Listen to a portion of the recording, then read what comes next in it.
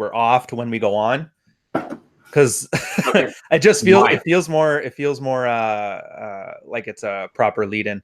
But like I was saying before, cough syrup and beer do not mix. Morning, everybody. Welcome to Red Morning on this fine, hot as balls Saturday. I guess the point here, we're going to switch to it. I know I am still able to do Caesars because the Great Lakes have this wonderful weather pattern where it's hot as balls for 3 days and then it dumps rain to cool everything off. So, hey, Highborn, it's good to see you finally live. But Carl, I hear you're not doing a Bloody Mary this morning. How have you been? What's on the go?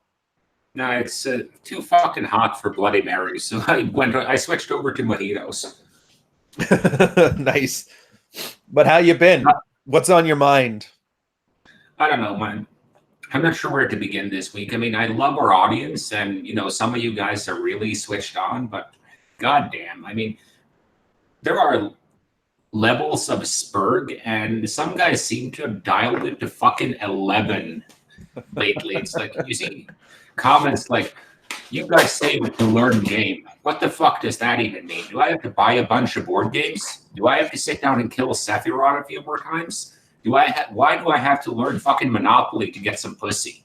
Why can't someone just tell me every step that goes into getting inside a girl, up to and including that awkward post one night stand cuddle where you're not sure if she actually wants a cuddle or does she want distance and how much aftercare, and what the hell do you do if she starts crying? Like, I'm starting to get why David D'Angelo had like a 10-minute fucking segment on one of his boot camps back in the day on how to wash yourself properly in the shower. It's like David D'Angelo, the original wash your penis. And that thing he did, it wasn't like a small thing either, like use good soap. It was more like, okay, you have to make sure to use soap and carefully wash each body part at least 3 times because it's very difficult to get off all the grime and sweat with only a quick washover. And it's like, are we going to have to start doing that? I mean, will we have to do a Red Morning on how to properly wash in the shower? It's like, have a big like schism between the two of us on which fucking loofah to use. Like half our audience goes with me because they think loofahs are for faggots, and the other half goes with you because like only an idiot doesn't use a loofah. And, you have to please remember to vet your fucking loofah. And guys, I hate to be the bearer of bad news on this shit, but human interactions are messy. It's like there's no perfect strategy guide to 100% perfect completion of anything that involves human beings for a reason. I mean, humans are kind of fucking random. Like, I could teach you the London day game model, but even then, I'm sure someone would fuck that up. Like, first there is the stop, but I mean, what the fuck is a stop? Well, you stop the girl on the street. Yeah, but how do I stop her? Do I wave my hands? Do I hold up a stop sign? At least I can't afford to buy a stop sign because my life coach charges me $300 an hour to read my chakras and call me a faggot.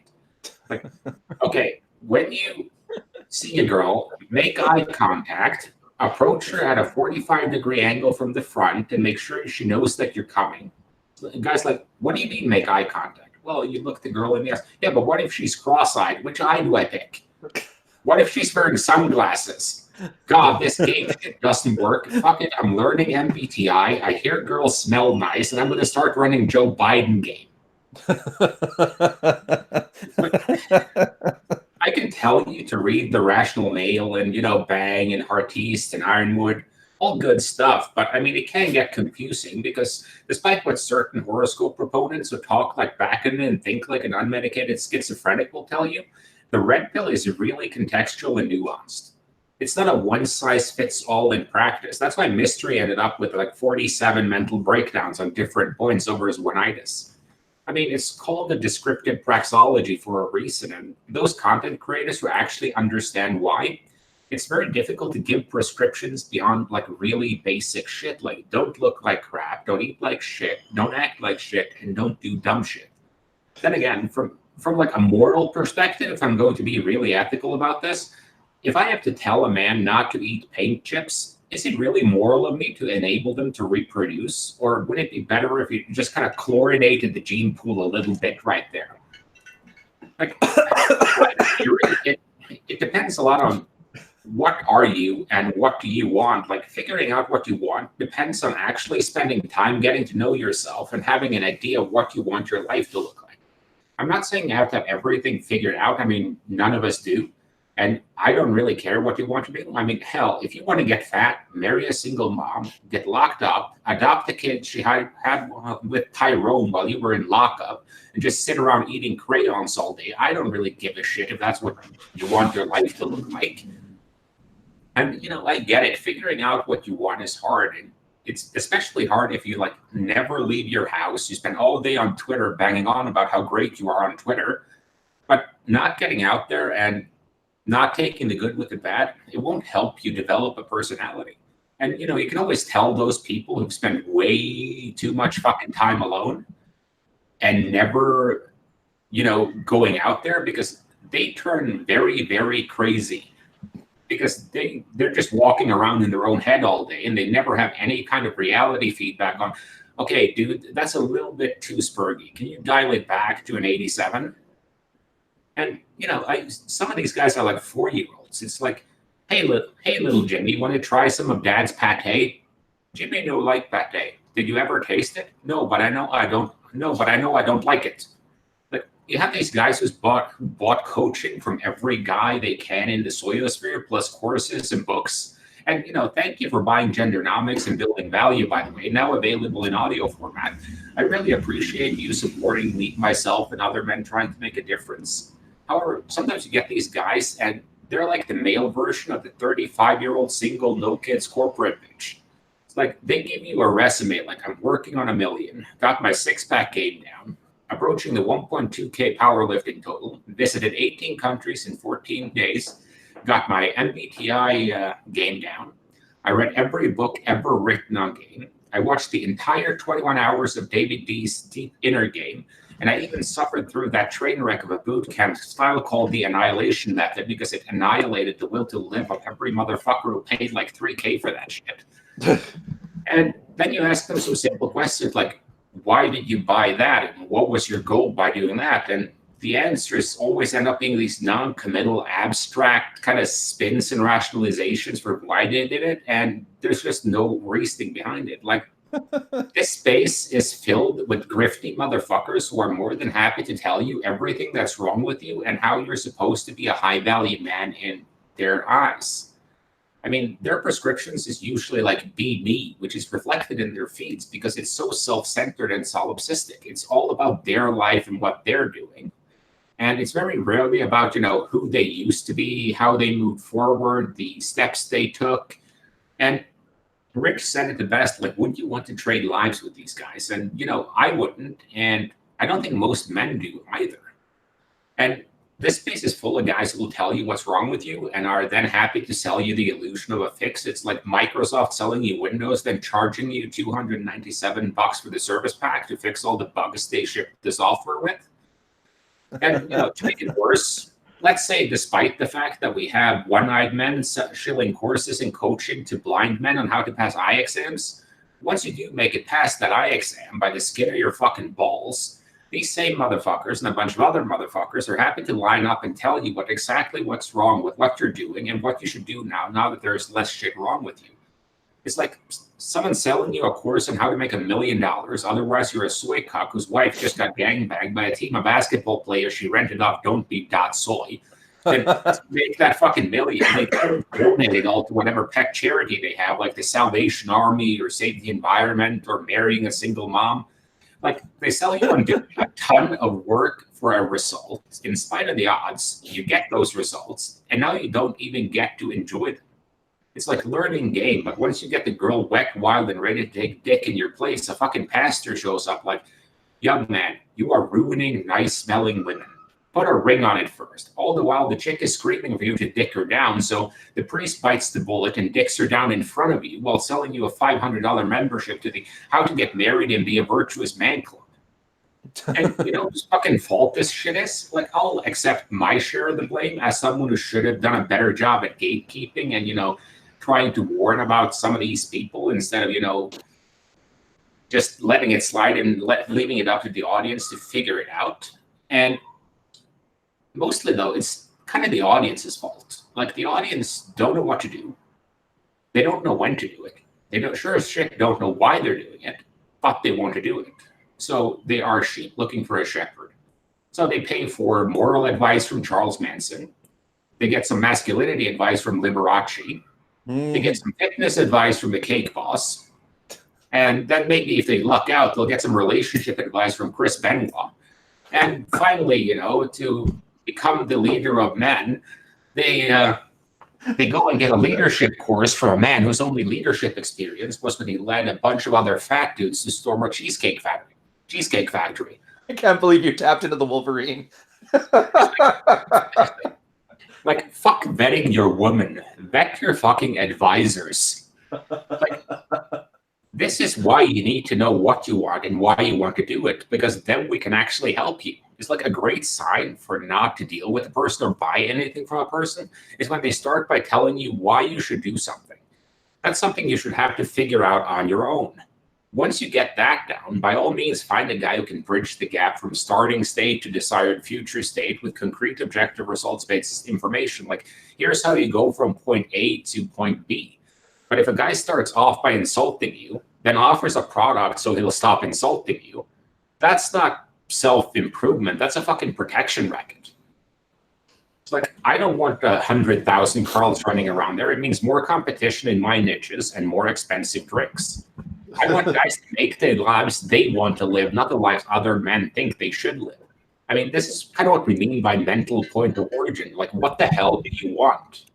And you may not even have to come up with a good why, but if you know roughly what you want to do, the explanation for why will come as it goes. But at least, you know, at least avoid ending up in the position where like your life is like one long episode of man versus food, because that's not a good look on anyone.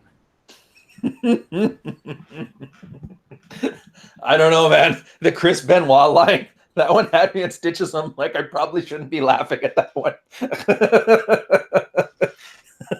If you guys don't know, you can look that one up, but it's pretty brutal.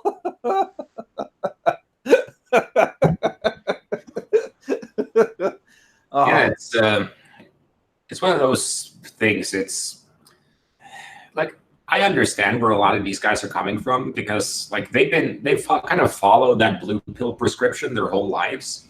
Yeah. Then they finally get that kick to the fucking balls they need to move forward, and then they're kind of lost as to where do I go from here? Because like the whole reason why the blue pill is so insidious, it has tentacles into all aspects of your life. So once you have to start reevaluating, you have to reevaluate most of your ego. Oh, I agree. And if you've had nothing but your parents or girls in your whole life, I had one client married for almost 20 years and was getting divorced. And he realized then, like, I don't know what to do when it doesn't involve like whatever she tells me to do. It's why I love, and it's very negative advice when we say like what is or isn't masculinity. If I've noticed correctly that you and I both pretty much talk about what isn't. Because if you don't know what you do want, at least getting rid of what you don't want is a nice first start while you figure it out. Yeah, it's one of those things like you had some great stuff on vetting this week. Mm-hmm. And we kind of have different points on it, because I think vetting is marketing. It's spin. Because what guys call vetting your woman is basically getting to know her. And, you know, that's so, the fact that has to be given as advice is flabbergasting to me. Oh, dude. See, I think that's the part we disagree on. A lot of people use vetting and boundaries interchangeably, but I don't like it. I mean, obviously I can just rehash the points there, but the big one was people are talking about a value system, but like you said, they were just sheep and looking for a shepherd. So what value system do they use? They ask other people. And so can they not be surprised when those values end up not benefiting them and they benefit other people? No, exactly. And I think a big part of that comes also to your very good point. And by the way, a study at one point in time is called cross-sectional. Yeah, I saw that. I don't want to be too pedantic, so I keep it plebby. So, keep the language plebby. Well, the whole thing, I was thinking about that exact point earlier today when I was mixing a drink. And, you know, if you were wondering why I drink, well, I spend way too much time in the manosphere. I mean, I have to take the edge off somehow. It's But either that or sucking dick or passing your wife around. We got to do one of the three, right? yeah, something like that. um, So, what was that? Yeah, the whole point with it is, let's say you're vetting a woman when you're 18, she's 18, and you're kind of vetting her towards a marriage. mhm.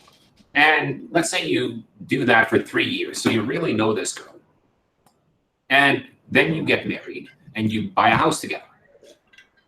That introduces financial stuff you've never dealt with before, plus all the stuff that has to be done around a house that you generally don't have to do in an apartment.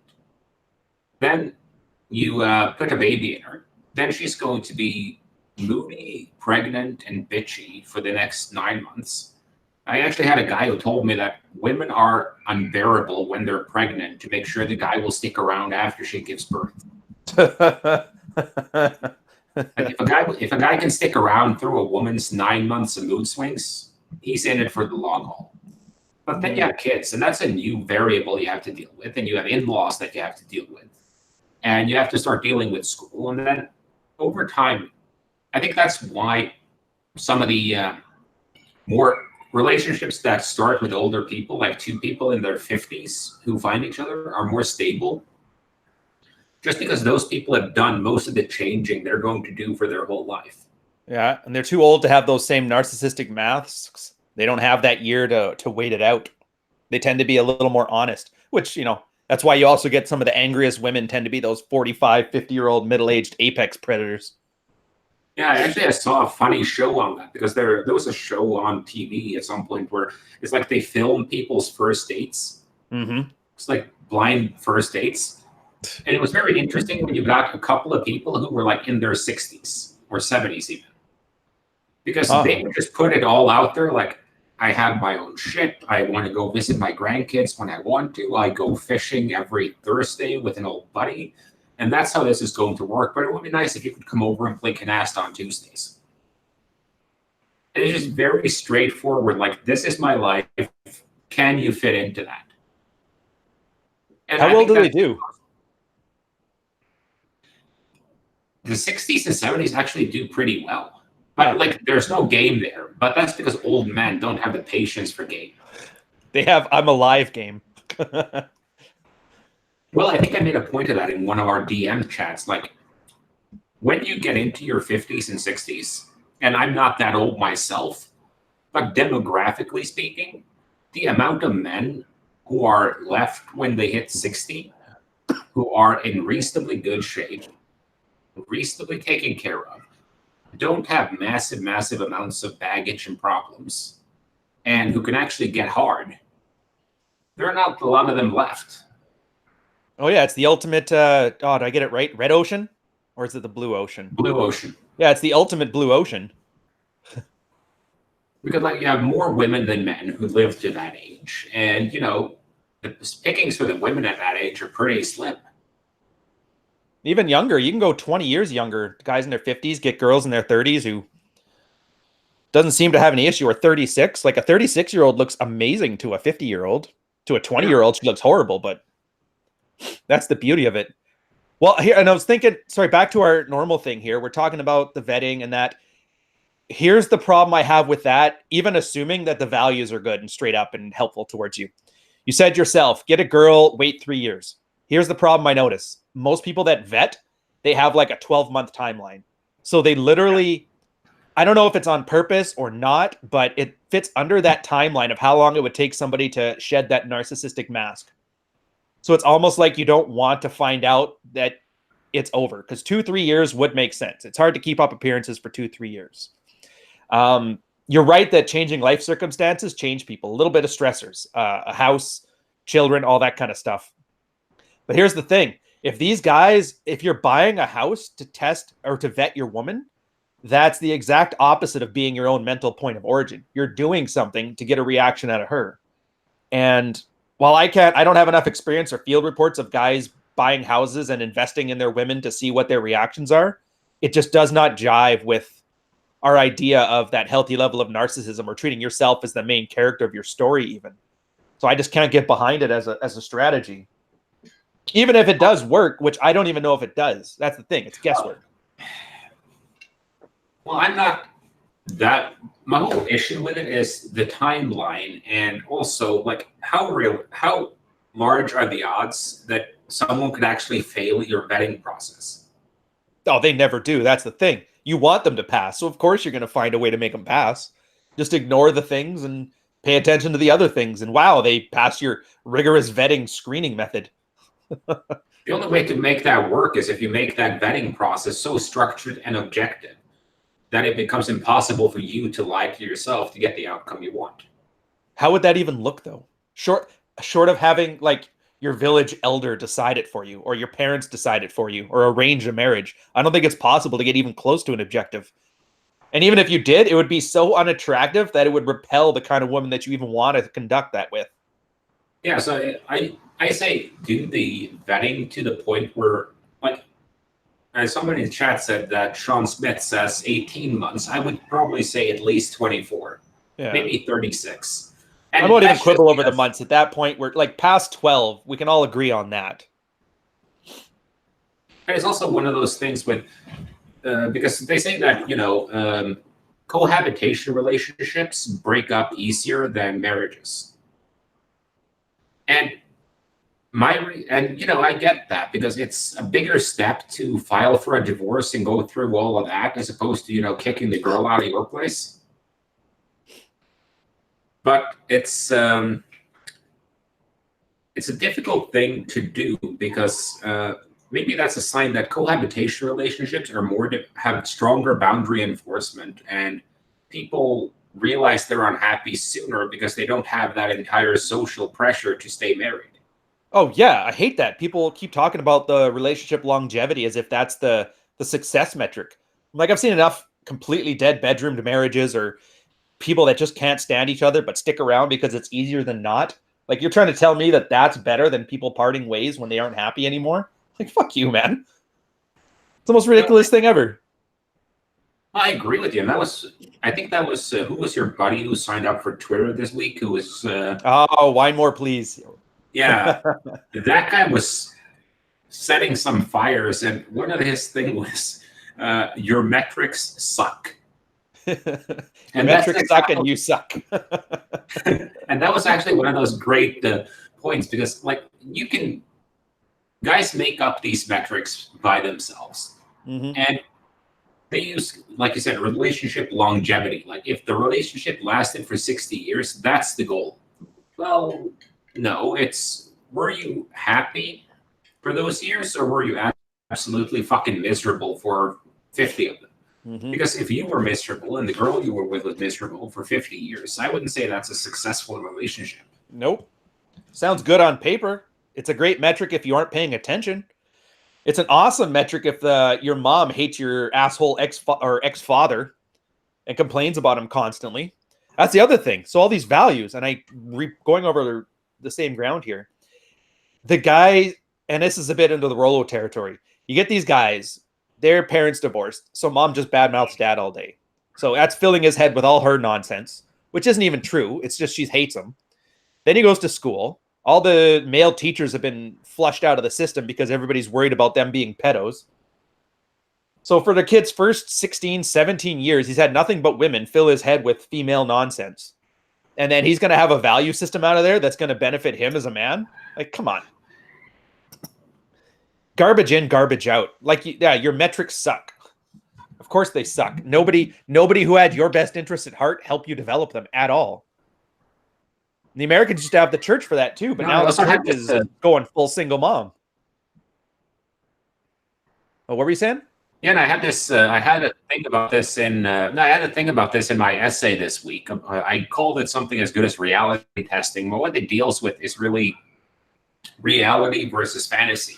Yep. And my view of gating in this space is that the ultimate gate was always how useful is your content in helping men build the lives they want. But that gates get eroded when you start to introduce non-quantifiable success metrics. What about love, Carl? What about love? Exactly. But lifting is quantifiable. Approaches are quantifiable. Number of closest dates, kiss closest, fuck closest, the notch counts are quantifiable. how good of a man you are, how God-fearing you are, how much you contribute to the maintenance of Western civ, those are not quantifiable. Those are, at best, qualitative value judgments. And they make you feel good, but that's about it. And I think that's kind of what a lot of guys who come here want. They want the rush of telling everyone they're going to go to the gym and lose 50 pounds and getting the likes, but they don't want to stop eating pizza. Oh yeah, whatever you're doing right now is the manliest thing you could possibly do. Never mind that manhood and masculinity are vague container words anyway. Whatever you're doing right now is perfect.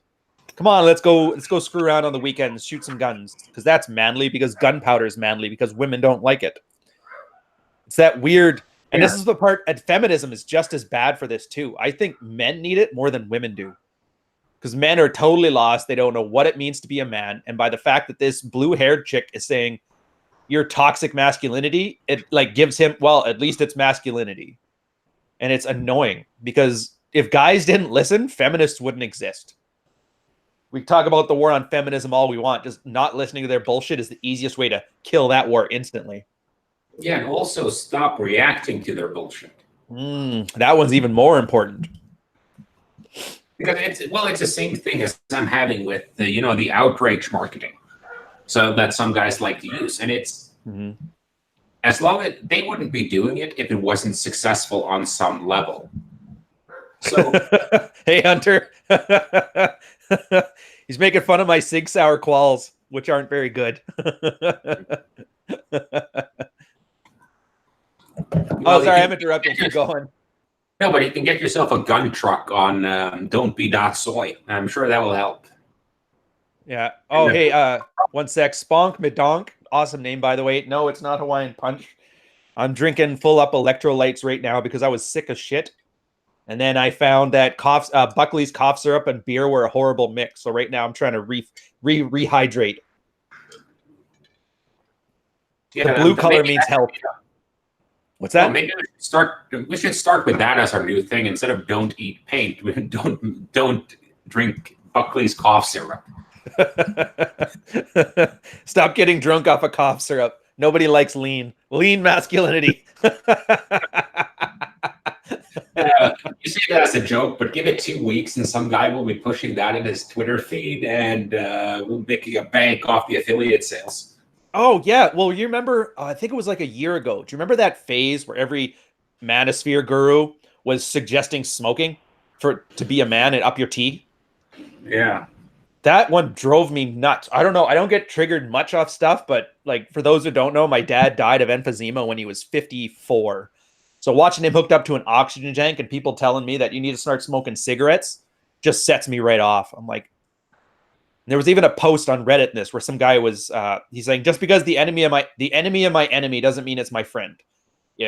And he was using like liberals at the time because Americans, everything has to be about liberals and progressives. But just because everybody told you not to smoke doesn't mean fuck you, I'm a man and you get to smoke, and that makes it worthwhile. Sometimes the enemy of my enemy is just another enemy. And it was part of what you were talking about, sheep looking in search of a shepherd. If they don't find a shepherd, they just do what the opposite of the other flock was doing, and they think that's good enough. Well, it's one of those dumb things. Like same thing with my joke that if you make physique the be all end all of the red pill, then eventually all the top guys are going to be the guys who are on trend, and they're just going to tell all other guys to get on trend. And that's the funny thing. You remember bodybuilding in the 70s was perfect, pinnacle of the sport, and then they treated mass above all, and that's when you hit the Dorian Yates years and beyond, where it just became the Belgian cow show off.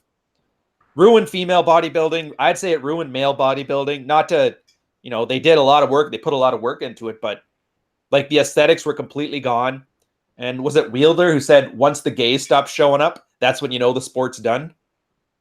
Yeah, that's a good one, and but it comes back to the same idea. Like,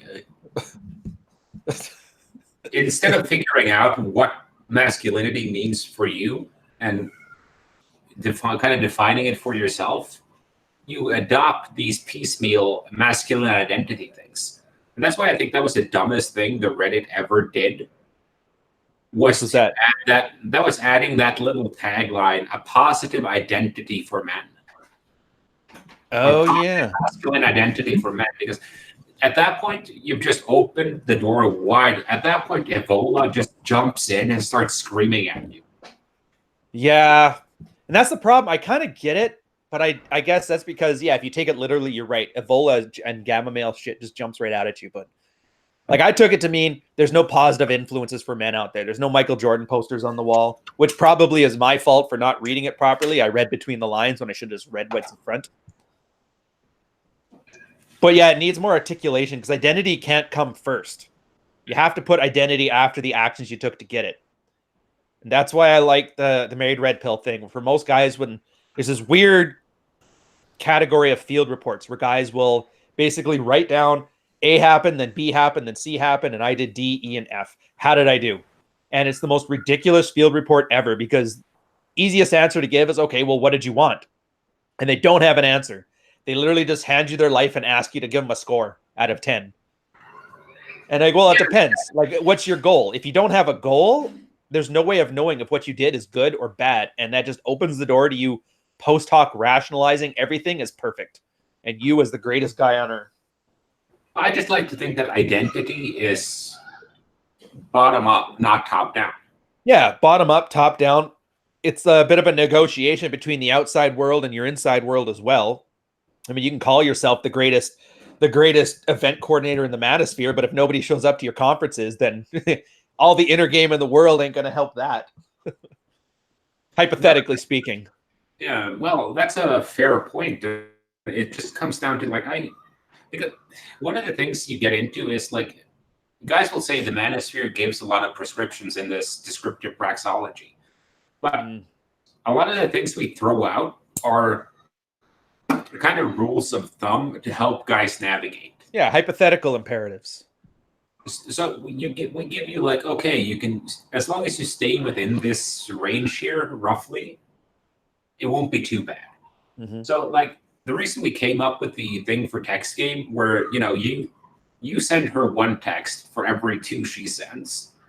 Then when she texts you, you wait the time it took her to respond, plus, for instance, 10 minutes plus minus a random integer between 1 and 10 to make it so it doesn't look like you're doing it on purpose. It just looks like. And a lot of the time, the reason why we came up with that was just what a lot of guys will do is they'll hang on her every text and the word vomit at her. And by saying, okay, you respond with half as many messages, half her length, and you wait at least, the time it took her to respond plus 10 minutes or something like that. Yeah. That way they kind of seem like they have shit going on and they get some of that aloofness. Yeah, well, that was the pickup method to it, yeah. Yeah, and if you're a really busy guy, that comes naturally because you'll respond whenever you can. Mm-hmm. And I don't use that rule anymore just because I actually know how texting works now. Well, yeah, you internalize the rule. You don't have to. You don't have to study it. It's like riding a bike. You don't have to think left pedal, right pedal anymore because you just know how to cycle. Yeah, that's what I like because, yeah, when you went from pickup to red pill, pickup was like text that do all those, the 2/3 rule. Red pill was just kind of, all right, well, then why do high quality guys do that? It's because they're busy. They have other dates. So go get some more dates and then it'll flow naturally. But at the same time, they give you the training wheels when you start. That I like, but that's hypothetical. You're right. It's if you want to have good text game, then these are the things you can do to get there. If you're one of the Texas logistics only guys, and that's me, none of that stuff applies to you. So it's not, and this is why it's not ideology, because you don't have to do any of that unless you want the goal that it's there to achieve. Well, you've been out of the game for a while now, so you're probably not up on the texting, but like these days, Snapchat and Messenger and that stuff has become very important. Yeah, but those aren't texting. Those are images. No, they're also texts. Oh, I guess. Yeah, fine. Fair enough. So, and like, if you date a girl under 25 and you're not on Snap, then you're going to have to go into old man game. Oh, yeah. Get her phone number and take her to the dance. And call her on the phone and get her to talk dirty to you on the phone. It's like the only time a girl ever calls me is if she's been out on town or something and she's walking home alone and she wants to kind of avoid getting dragged into an alley or something. Oh, that just keep talking on the line for a minute, so it looks like there's somebody on the other end. Yeah. So Yeah.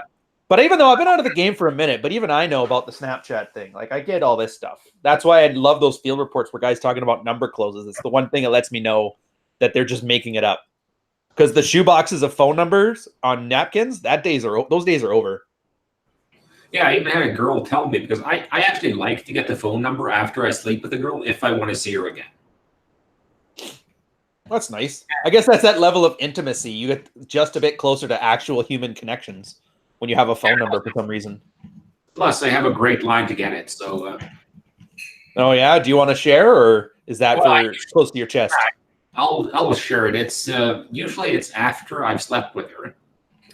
So when you're doing when she's about to leave or something, because I never let them stay over, it's because I have crippling intimacy issues, according to some egg accounts and dating coaches on Twitter. Yeah, I guess I want to isn't good enough of an answer. There has to be a reason. So anyway, so the line I usually use is, when she's about to leave and you're getting dressed, I just grab my phone and I'm like, I know this is kind of personal, but after I've been inside someone, I kind of like to get their phone number. Dude, I love it. That statement has so much depth to it. Are we enough of a human connection yet that I can talk to you like a human being on a phone? We did have sex after all. That's so like hooker stuff where it's I'll have sex, but I won't kiss you because that's too intimate. Which, by the way, if you guys have ever slept with a married girl, you're gonna find that maybe not every time, but a lot of the time they have that don't kiss because for some reason kissing is like that bridge too far. Yeah, I've had a lot of weird girl things about that. Like, I won't take off my shoes. Oh, that is a different one. Yeah. Mind you, I get the kissing one. That one, it's the same reason that, you know how guys don't like cheating because the whole paternity, it's like inbred in their DNA. We don't like those kind of competitions. Girls don't mind the sex. It's the idea of getting an emotional connection with another person that's not her. That's what gets her. So I can see why they wouldn't like kissing. It's just funny how they project their insecurities onto the guy. Yeah, and I can kind of go off what Vinny was saying now with the thank you for the super chat, by the way. Yeah, the 5R super chat. Hey, that's cool. 5 R's. Isn't it bad to let masculinity definitions be that loose? Because this is how you got these guys doing feminine things and call it be a man too. Yeah, masculinity is just a container word. That's the problem with it. There's never going to be a set definition. I much prefer the answering the question like, what do you want? Now, as much as we rag on turd flinging monkey, he basically wants to have a sex doll and avoid women completely. Say what you will about him. You can agree or disagree, but he has a mission. He has a goal, and everything he has is focused on that one goal. So you can't fault him for that. In some way, I would kind of make him more of a man than these like very insecure guys that are finding fetishized symbols. Well, I just think it comes down, I think masculinity is defined in the same way the Supreme Court defined porn at one point. Oh, yeah, I know it when I see it. Yeah, and it's kind of the same thing there is, I think the ultimate thing with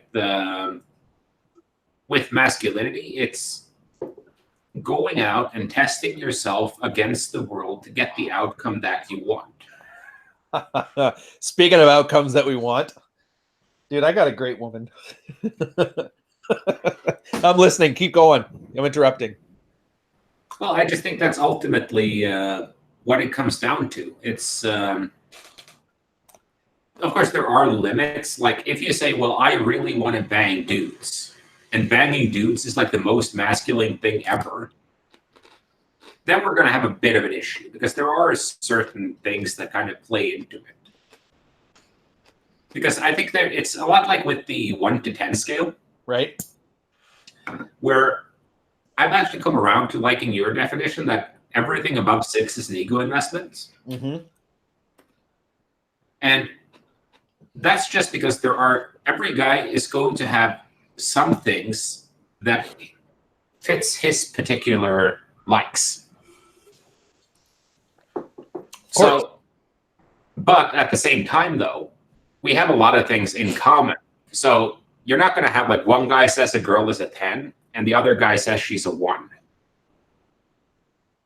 Actually, that is a good point.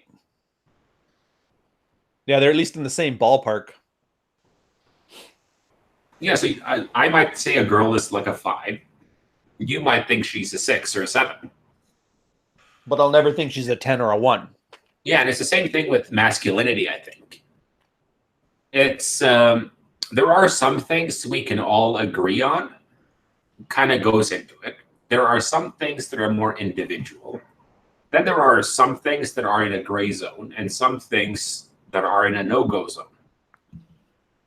Because whenever you talk about masculinity like that, I keep thinking back to a story I heard a few years back, because there were a couple of guys who were going to jump a gay dude and beat the crap out of him.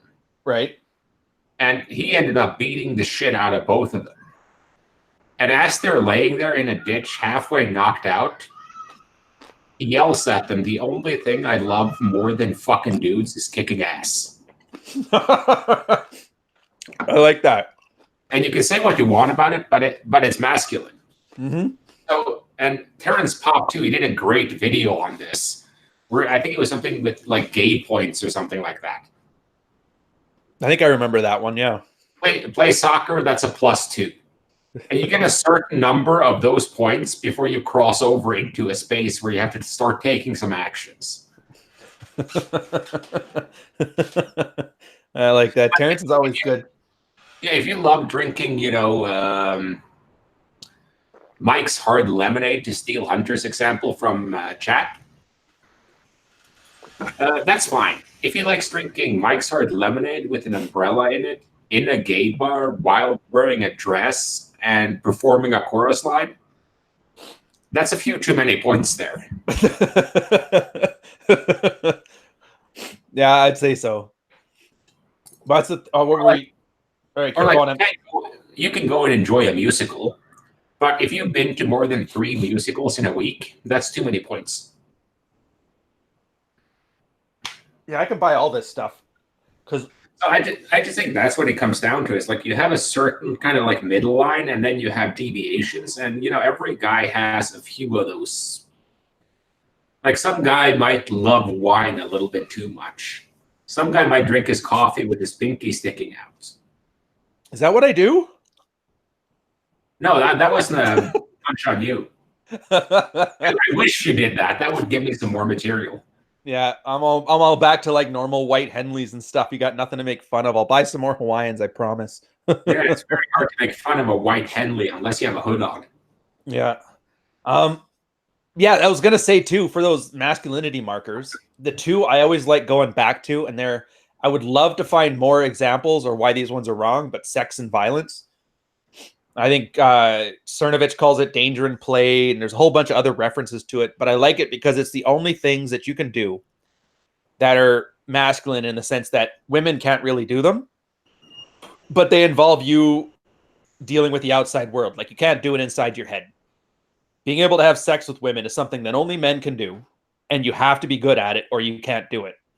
Same thing with violence. If you want to get into a fight or work out or just be capable of intimidating a guy to avoid violence, that's the kind of thing you can't LARP. It's like you said, it's kicking ass is the only thing I like better than sucking dick. And so I like those two, which also makes sense why lifting is seen as such an important part of this space. Because it really does tap it, like lifting and running game. Because those are the two things you can do that have effects that you just can't hide. You can't hide from failure or success from. Just about everything else I find to be fungible. Yeah, exactly. And that's kind of the fungibility of it is like you can go to the range and fire at targets. Mm-hmm. And that might enable you to handle a gun and fire at targets. But it doesn't in and of itself make you more or less of a man. I agree. Because like I have a guy who's he's a former spec ops guy, and he goes to the range twice a week just to like keep his skills sharp. But then you have guys who they go to the range once a month and they drink beer and hang out with their buddies, and it's just kind of it's not a part of their life. It's something they do to LARP, for lack of a better word. Yeah. And if we want to be charitable, it's a hobby, but it ceases becoming a hobby and starts to become LARPing when guys use that to make that positive male identity.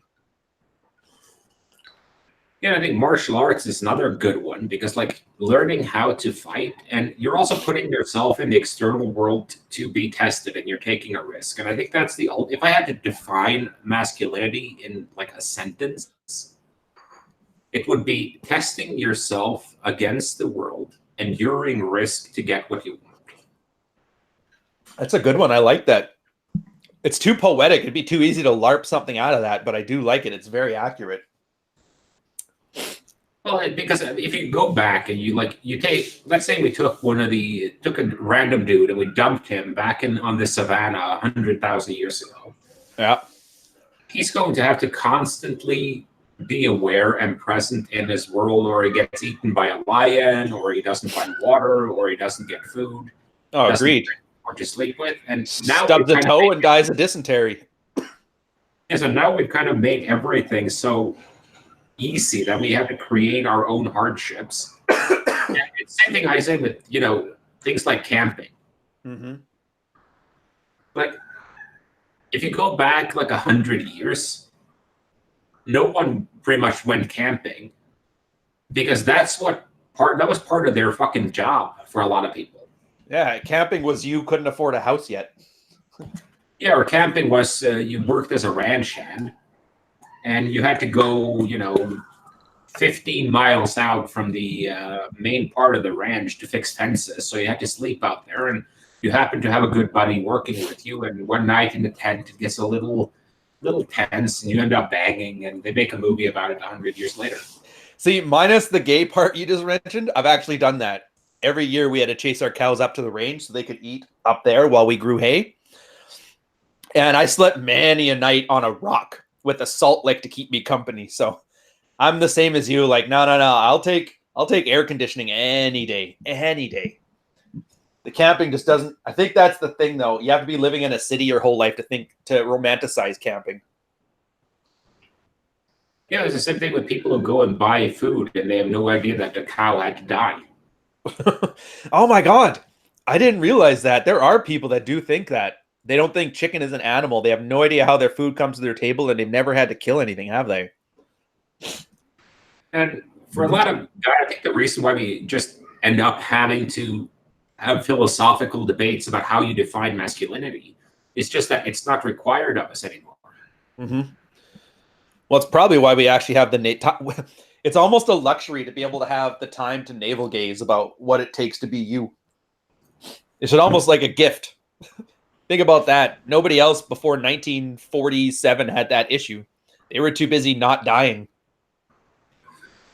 Yeah, and I think that's when it comes down to that. I think that's why the whole mental point of origin becomes such a huge discussion too. It's that you didn't have time to ask why or what do I want before it, because you just kind of had to do something. Otherwise, you didn't eat. Otherwise, you died. Otherwise, I love the story of like 14-year-old boys being sent to France to help pick out arrows at the Battle of Agincourt.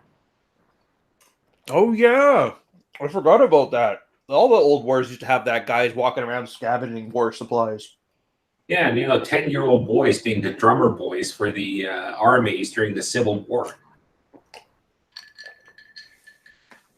They grew up fast. That's why you saw all those photos of guys at 8 years old smoking cigarettes. They seen some shit. Yeah. There you go. Now I'm feeling good. Just took a Caesar and a salad to get me going. And then electrolytes. Mental point of origin. What do I want? If guys could, honestly, this space would be a 6-month road check stop for every man. If he came in knowing, what is it I want? If he could articulate that to something, I guarantee you he would make a lot more progress. He would be able to tell the snake oil from the good guys, and he would basically move on, because it's one of the few, I don't even want to call it an industry, but I can't think of a better word to describe it, this space, but this is the only industry where the end goal should be to remove as many customers as you can as quickly as possible. Yeah, the problem becomes that the manosphere has somewhat gone through a lot of inflation. Because like when we started with the seduction community, it was just about teaching guys game and giving them like the extreme basics of things. So you had like, okay, you do kind of have to do something about your look. Okay, you do have to get a better haircut. Like, for God's sakes, fix those teeth. Like simple things like that, because those were like major barriers to success. Right. But as the sphere has grown and a lot of people have their income being dependent on it, they can't kick customers out anymore. So instead of telling a guy, sorry, I can't help you anymore, you're ready to go and fight Darth Vader, the young Skywalker, they raise the bar and move the goalposts a little bit. So it used to be like the big thing about, like, let's say looks back in the day. Yeah. It used to be the complete advice was don't be fat. Don't And be the fat. reason for that is, yeah, well, once you get fat, you don't look good, and you're going to have to overcome your fatness with your game and with other things. But then, as we kind of evolved, it became, 10% body fat, ripped, shredded, fitness model looks. Chiseled jaw after surgery. Yeah. Which is the weirdest thing ever, man. That jaw surgery crap that guys are talking about now, it boggles the mind. Like, do you really think that's all it takes and then you're going to be perfect? They're lying to themselves. 100%. Yeah, slope, though. What's that? No, I think that's kind of the slippery slope, because and Troy had a great tweet about it too. It's like most guys don't want to be a millionaire. They just want to make like 70, 80K and not have to sit in an office all day and not have to fucking commute. Yeah, it's honestly, when I was making 80, 90, 100, once I got to that level, all my stuff was paid for. All the bills were paid. I had more than enough going towards investments and retirement stuff. I just started buying goofy shit because I was so angry and irritated during work commutes that I just needed to buy something to enjoy the off time I had. A lot of time it was booze too, so I don't see why you would want to have to get more than that. If you want it, fine. It just makes no sense to me. Didn't make me more of a man, though. Yeah, but the whole thing is you have to move that goalpost and create more and more very hard to reach goals to keep guys around for longer. Which is such a scarcity mindset, too. If you think about it, it's not like how many guys, if we take the Pareto principle as sacrosanct, how many guys are that, what did you refer to it, 7 or 8 years behind the curve when it comes to the sexual marketplace? At least 20% of guys out there. Because that's like an infinite pool of guys. There's a billion Western people. If there's a couple 100 million of them, do you think we're going to run out of space anytime soon? Even if you take assume that none of our follower counts on all of our social media platforms are at all connected and they're all separate people, add it all together, you're not even touching that 20% of the bottom of the barrel types. And that's not even including normal guys that just need a little bit of help, that 6-month barrier. I find it horribly, horribly short-sighted. Horrible scarcity mentality to think that you need to keep these 10 guys that you have right now happy and make them do all kinds of stupid goalpost jumping. I don't know where the point of this was going. It was just irritated. Well, the whole point with goalpost was to get into our other issue there with perfection. Oh, yeah. That you have to be perfect. And, the way these two are linked is that if you define your own mental point of origin, then you realize that perfection is A, unattainable, and B, not needed.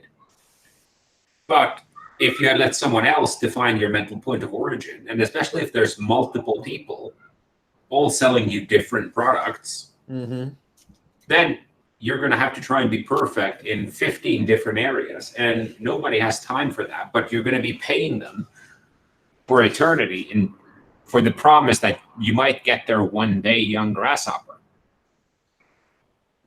Yeah, they never make it. And that taps into the same thing as we were talking about with vetting. You're trying to get perfect on somebody else's values. You're never going to reach it. Even if you have your own values. Because then you end up lying to yourself or rationalizing. Because if you've invested 2 years in vetting a girl and then have to start over, that's a massive sunk cost thing you have to deal with. Oh yeah, your ego won't let that happen. Your ego will hide all kinds of crap from you. No, she's perfect. Trust me. How do you know that? Well, that shit she did yesterday, that didn't count. Oh, in that case, let me wipe her up. Adopt her kid. Tyrone Jr., you and I, let's go. We're going to get some ice cream because that's what men do. We're going fishing. Yeah, we're going fishing. Here's a gun. Start shooting at the fish. That's what men do. Dynamite fishing. Oh, wow. Do they? I guess in the States they do that. Do they have that in Europe anymore, or have they pretty much banned that? No, like they do it's here? pretty much banned everywhere. Damn Yanks. I know there's somebody in Florida who still does it. I guarantee. Well, that's the thing with the States. I mean, they're like 80 years behind everyone else on sensible regulations. And we're not even like talking extreme regulations, just like, okay, if you're going to sell a dietary supplement and you say it contains the extract of some plant, that plant should actually be in that bottle. Yeah, and I get their whole I don't trust the government thing, but I'm with you. At some point, there's sane levels of expectations. The whole point of the government being there is to keep the sociopaths from running things. And in that case, yeah, because isn't that how they invented their FDA? Was guys were sausage companies were like sweeping rats and stuff into the thing because they didn't want to bother cleaning it up properly. I have no idea why they started it, but you do kind of need some level of control mechanisms to prevent the absolute sociopaths from taking advantage of the dumb cuts. Yeah. And for the most part, I'm all in favor of, getting the dumb people out of the gene pool. But at some point, the sociopaths become so good that the people who fall for it start to become a large part of the population. Yep. And at that point, you have to do something. And that's why you get things like regulations for media companies or, antitrust laws. Because at some point, some sociopath is going to figure out how to take advantage of a large part of your population. And that's going to negatively influence not only the economy, but the trust in your society. And once that trust is eroded, you don't have a society. Oh, I agree. Just that lack of institutional trust is the only reason this space even exists. I mean, psychologists, the APA has basically ruined the public trust. So, of course, they're going to have a bunch of guys sitting in, their house who read up on game, giving guys psychological advice. Because at least it's more trustworthy. The guy comes from experience. Doctors is another one. Everybody thinks doctors are scientists, but now you have to go to like private clinics or talk to guys who have been on testosterone to find out there. It's weird because I can see everybody talks about we don't want to lose the trust. The trust is already gone. The fact that we exist is proof of that. Yeah, but then you also have to keep in mind that the guys have a certain level of trust in the manosphere as an institution as well, because it has a reputation of actually giving and helping guys and getting guys results. Yeah, well, that's why I thought we were talking about the FDA thing. I thought that was a metaphor for this space in the manosphere and us being better gatekeepers. Oh, it is. I'm just making it very clear because I think that's the major issue now is that once you start to include all this other stuff that do not give you results or that type of thing, then muddies the water. Yeah, muddies the waters and it ruins the trust in this space. And once the trust in this space is gone, where the hell are men supposed to go down? This is like the last bastion. Yeah. Dude, I've said that same thing. Everybody's mad at these incel shooters and that we caused them. Like, dude, we're the last line of defense here. We don't even want to be. It just happened to be. It'd be a scary thing if I really need a new name, but if the entire manosphere kind of shut down because of some idiots really destroying the trust of it, what little trust we have. I know Rolo's got an absolute shit ton of guys who have not committed suicide because they've actually read his book and gotten some value from it. And there's a success metric for you. You know it's masculine? Not putting a gun in your mouth. Oh, do I lose you there for a bit, Carl? Oh, my turn. He's going to be right back. Going through the chat, so I kind of read it. I know one of you guys complained that my camera was in too tight, so I had to back up a bit until I can get myself a wider lens. But that's it. Chesty had it right. It was the book called The Jungle by Upton Sinclair. And Conk, depends on the culture. Everybody loves saying culture is this, that, like working one way or the other. I don't think the culture matters as much as we think it does. I think it's like Linux. You can have a bunch of different flavors, but they're all generally the same. Like, for example, a lot of the Middle Eastern countries now are affluent enough where diabetes is the biggest issue that they're coming up to. So when a guy in Dubai is having the same issues as a guy from backwater Mississippi, you can kind of tell that this is something that's a little bit lower level, a little bit core fundamental than just culture. I mean, even my time in Oman, my driver at the time, he was just a driver. He just did that. He had himself a house, a nice Mercedes, but he liked driving because there everybody had to have some job as part of their self-worth. He was running game on chicks and burqas. Like, I don't know what to tell you at that point. If you can pick up those kind of girls with henna eye tattoos doing the same stuff we would do, it's basically an immutable law of human nature. Like, granted, when we say plausible deniability on our side, that means just, not groping her in public. Over there, it meant, how did he put it? Girls would put their phone numbers on top of racks in like a shopping area because they're always segregated male to female shopping areas. So they'd be on the side there, leave their number, walk away. The guy would walk up, grab it, or they'd always leave their windows open a crack in their cars, and girls would drop it in. And this is like the most fundamental Muslim community I've ever been to, and they're pulling this stuff.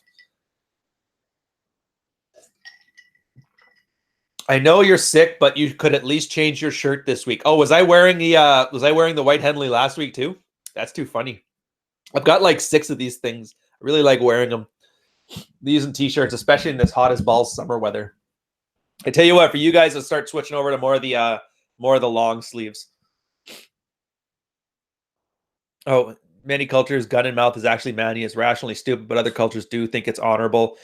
Yeah, that's a weird. I'm not going to get into that stuff too much. I know exactly what you're talking about, but it's really hard to talk about that and not get booted from YouTube or have some CNN reporter saying, "Look at these guys suggesting people put bullets in their heads." Like, no, it's not cool. And then it got me thinking, the gatekeeper mechanism. So we all kind of have a responsibility. I like to fluff you guys, but in reality, I mean, Carl's audiences, my audiences, Rolo's, everybody's kind of switched on, and you guys get it. Like, if you didn't get it, there's obvious snake oil salesmen that really can't stand us that you'd be more than happy to go to if that was the case. The thing is, I don't know if that call-out culture, that numerology call-out culture thing, I don't think that's the way to go about it. Mostly because it just has too much of an ankle-biting theme. The reason I trust you is that I confirmed most of my stuff against reality.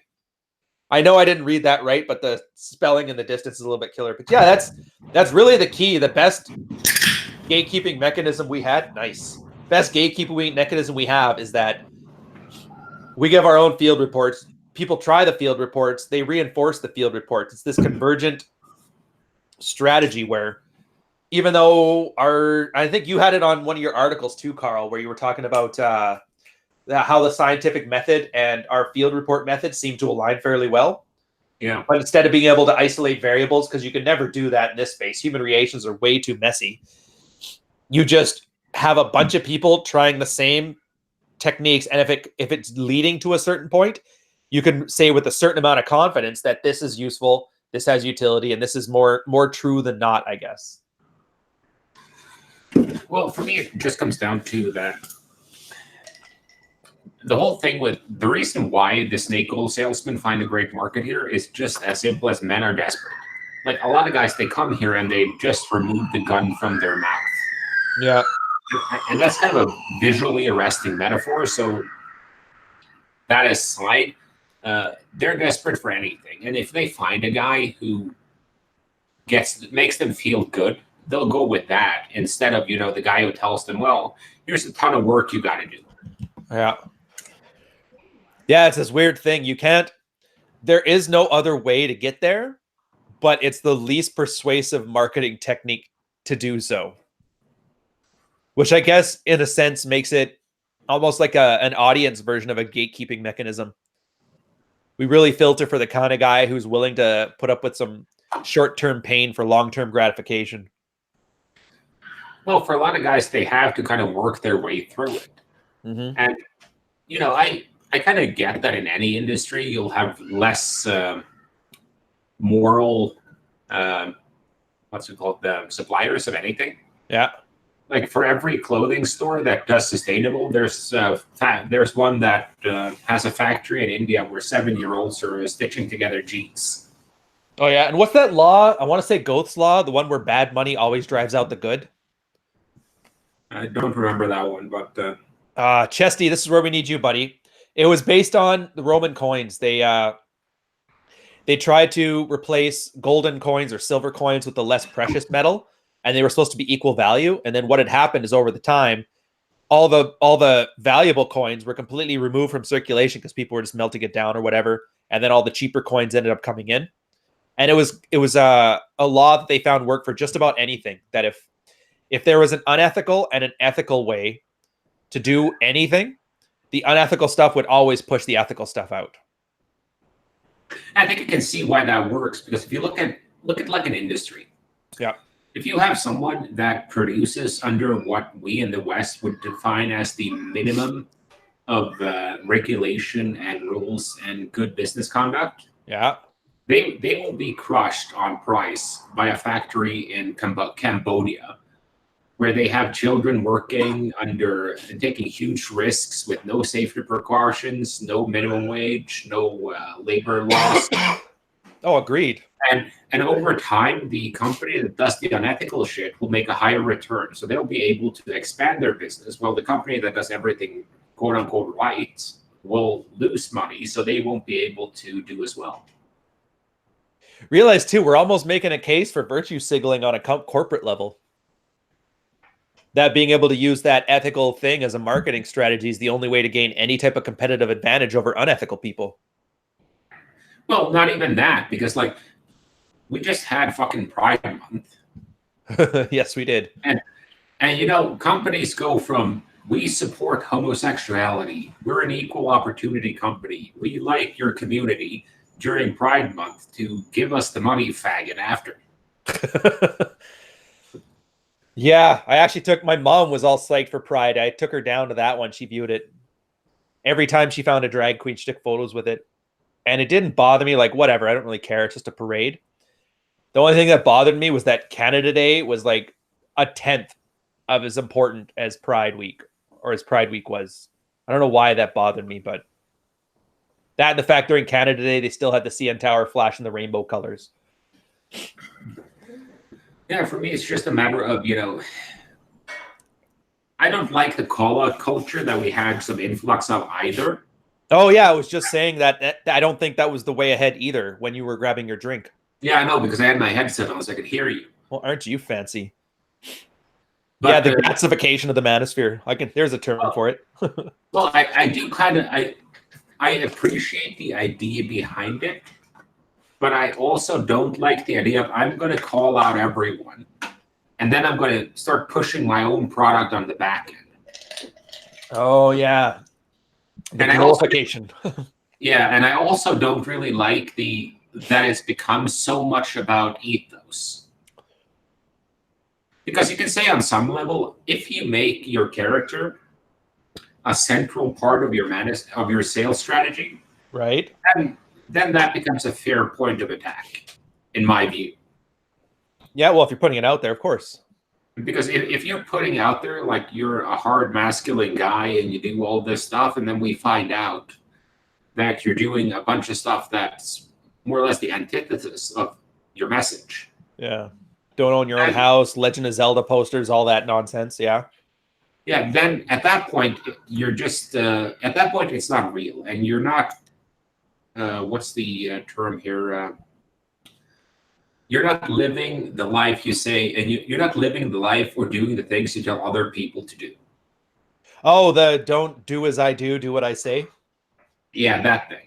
Yeah. And it's also a case of, if good content is what it takes to build a brand, that's a lot harder to do over time than to have good pictures of yourself doing cool stuff. Oh, it's way harder. And I've definitely learned that through experience. And I know you have. Like just watching you, just reading through your blog, it's probably about 1 million words there by now. Oh, and everything has numbers. Yeah, and everything has thought behind it. There's not a lot of pablum. Nothing in there that's just putting words together for the sake of it. They all kind of underlie some experience with references to where it came from, connecting the dots and ideas that weren't together before. Like creating content isn't just about filling the page with word salad about love and feelings and pair bonding and all that crap. Like there's actually thought behind it. And it's hard. You are right. Every week I know on my red pill coffee or cooking videos, I actually have a hell of a time thinking of like, what topic can I pick without doing 10 reasons why masculinity is masculine or some stupid listicle, or just watching what other people are doing and putting my own spin on it by regurgitating the language. Like it's not easy. Add to that too, if you want to fill a life that you actually be able to come at it, the content with some experience, as opposed to just, I read it in a book and here's what you need to do. Put those things together. I can definitely see why people love just being the Instagram ass model of the manosphere then. Yeah, well, I just pulled my blog stats here, and it's about 500,000 words on there. Plus about 100,000 in gendernomics and gendernomics too. Thanks, Nuggies. Yeah, so that's not nothing. Like, that takes time. I was going to think, what's the average book on Amazon? About 50,000 words? 50 to 80.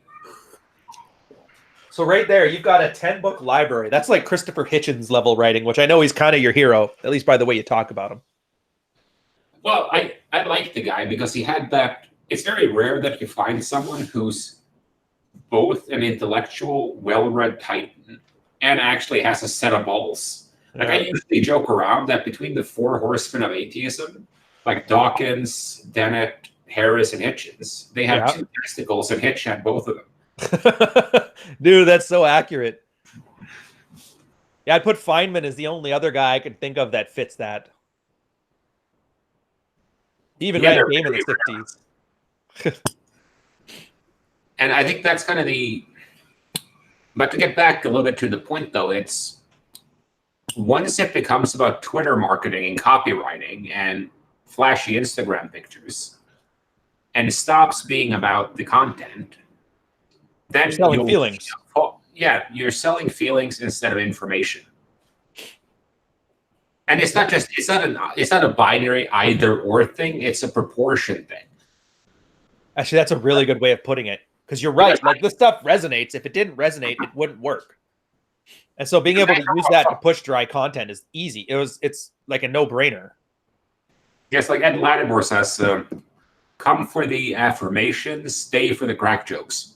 Oh, I love Ed, man. But it's the same thing. Like my Twitter feed is not nearly as well thought out or constructed as my blog is, or like what I do for these podcasts. But it's because I actually like to joke around and interact with the audience and actually show that I'm not a red pill AI.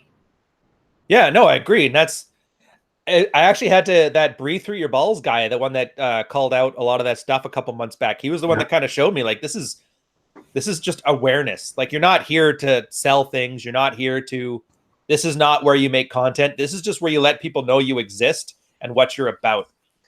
And you're right. If you start treating everything on there like a marketing pitch, it's going to be very I hate using the word, but very inauthentic. In reality, it should just be showing, hey, this is a human being.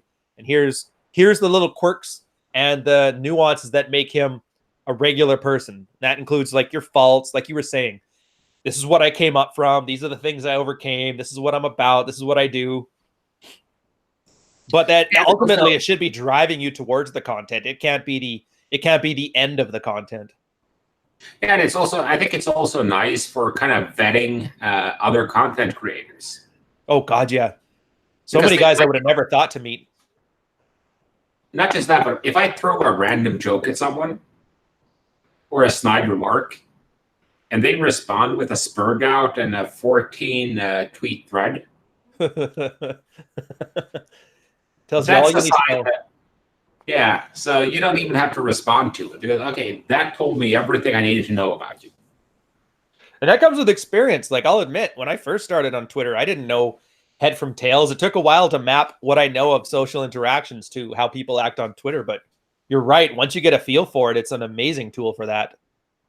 And I'm not saying to psychoanalyze people on Twitter and start to think about their motivation and this is because this person has this psychological deficiency, because anyone who has a background in psychology and is actually qualified to diagnose people will never remotely diagnose. Never. I think that's one of like the ethical tenets of the practice. So that's how you can tell if someone is banging on about psychology but are constantly remote diagnosing and trying to dig into people's personality and their motivations and so on Twitter. That's a sign that they don't know psychology. Mm-hmm. All right, we're going to give a quick shout out to Nova Roma. Thank you for the $9.99 super chat. I was deprived of a civil war because my mom took me out of the country. How do you deal with the guilt of missing out on war? I'll do a quick one here and I'll pass it on to Carl. The guilt of missing out on war. Are you guilty that you didn't get to die? Or are you guilty? Like, is it survivor's guilt? Or are you more worried that you didn't get that ultimate test of masculinity and that she took that away from you? It's kind of hard to answer that question unless I know which direction you're going with that. What do you think, Carl? Well, I think you just have to figure out what kind of guilt it is. Is it, like you say, survivor's guilt that other people died and he didn't? Or is it something else? And if your mom took you out of the country, how old were you? It's like, because if his mom, because he would have had to been under 18. Probably under 16. I could see if it was a civil war. They usually don't. I don't think they tend to quibble much in civil wars about guys being underage. No. Yeah. Yeah, Nova. I don't know. I'd love to give a good answer on that one. Assuming survivor's guilt, I hate to say it, but the only advice I've ever heard people give is just not to have it. And they give a bunch of tools that can just rewire the mental models. You got to realize that you're not that important in the grand scheme of things, and that whether you were there or not, the outcome wouldn't have changed. But beyond that, it's like I said, it's hard to give an answer the way it is there.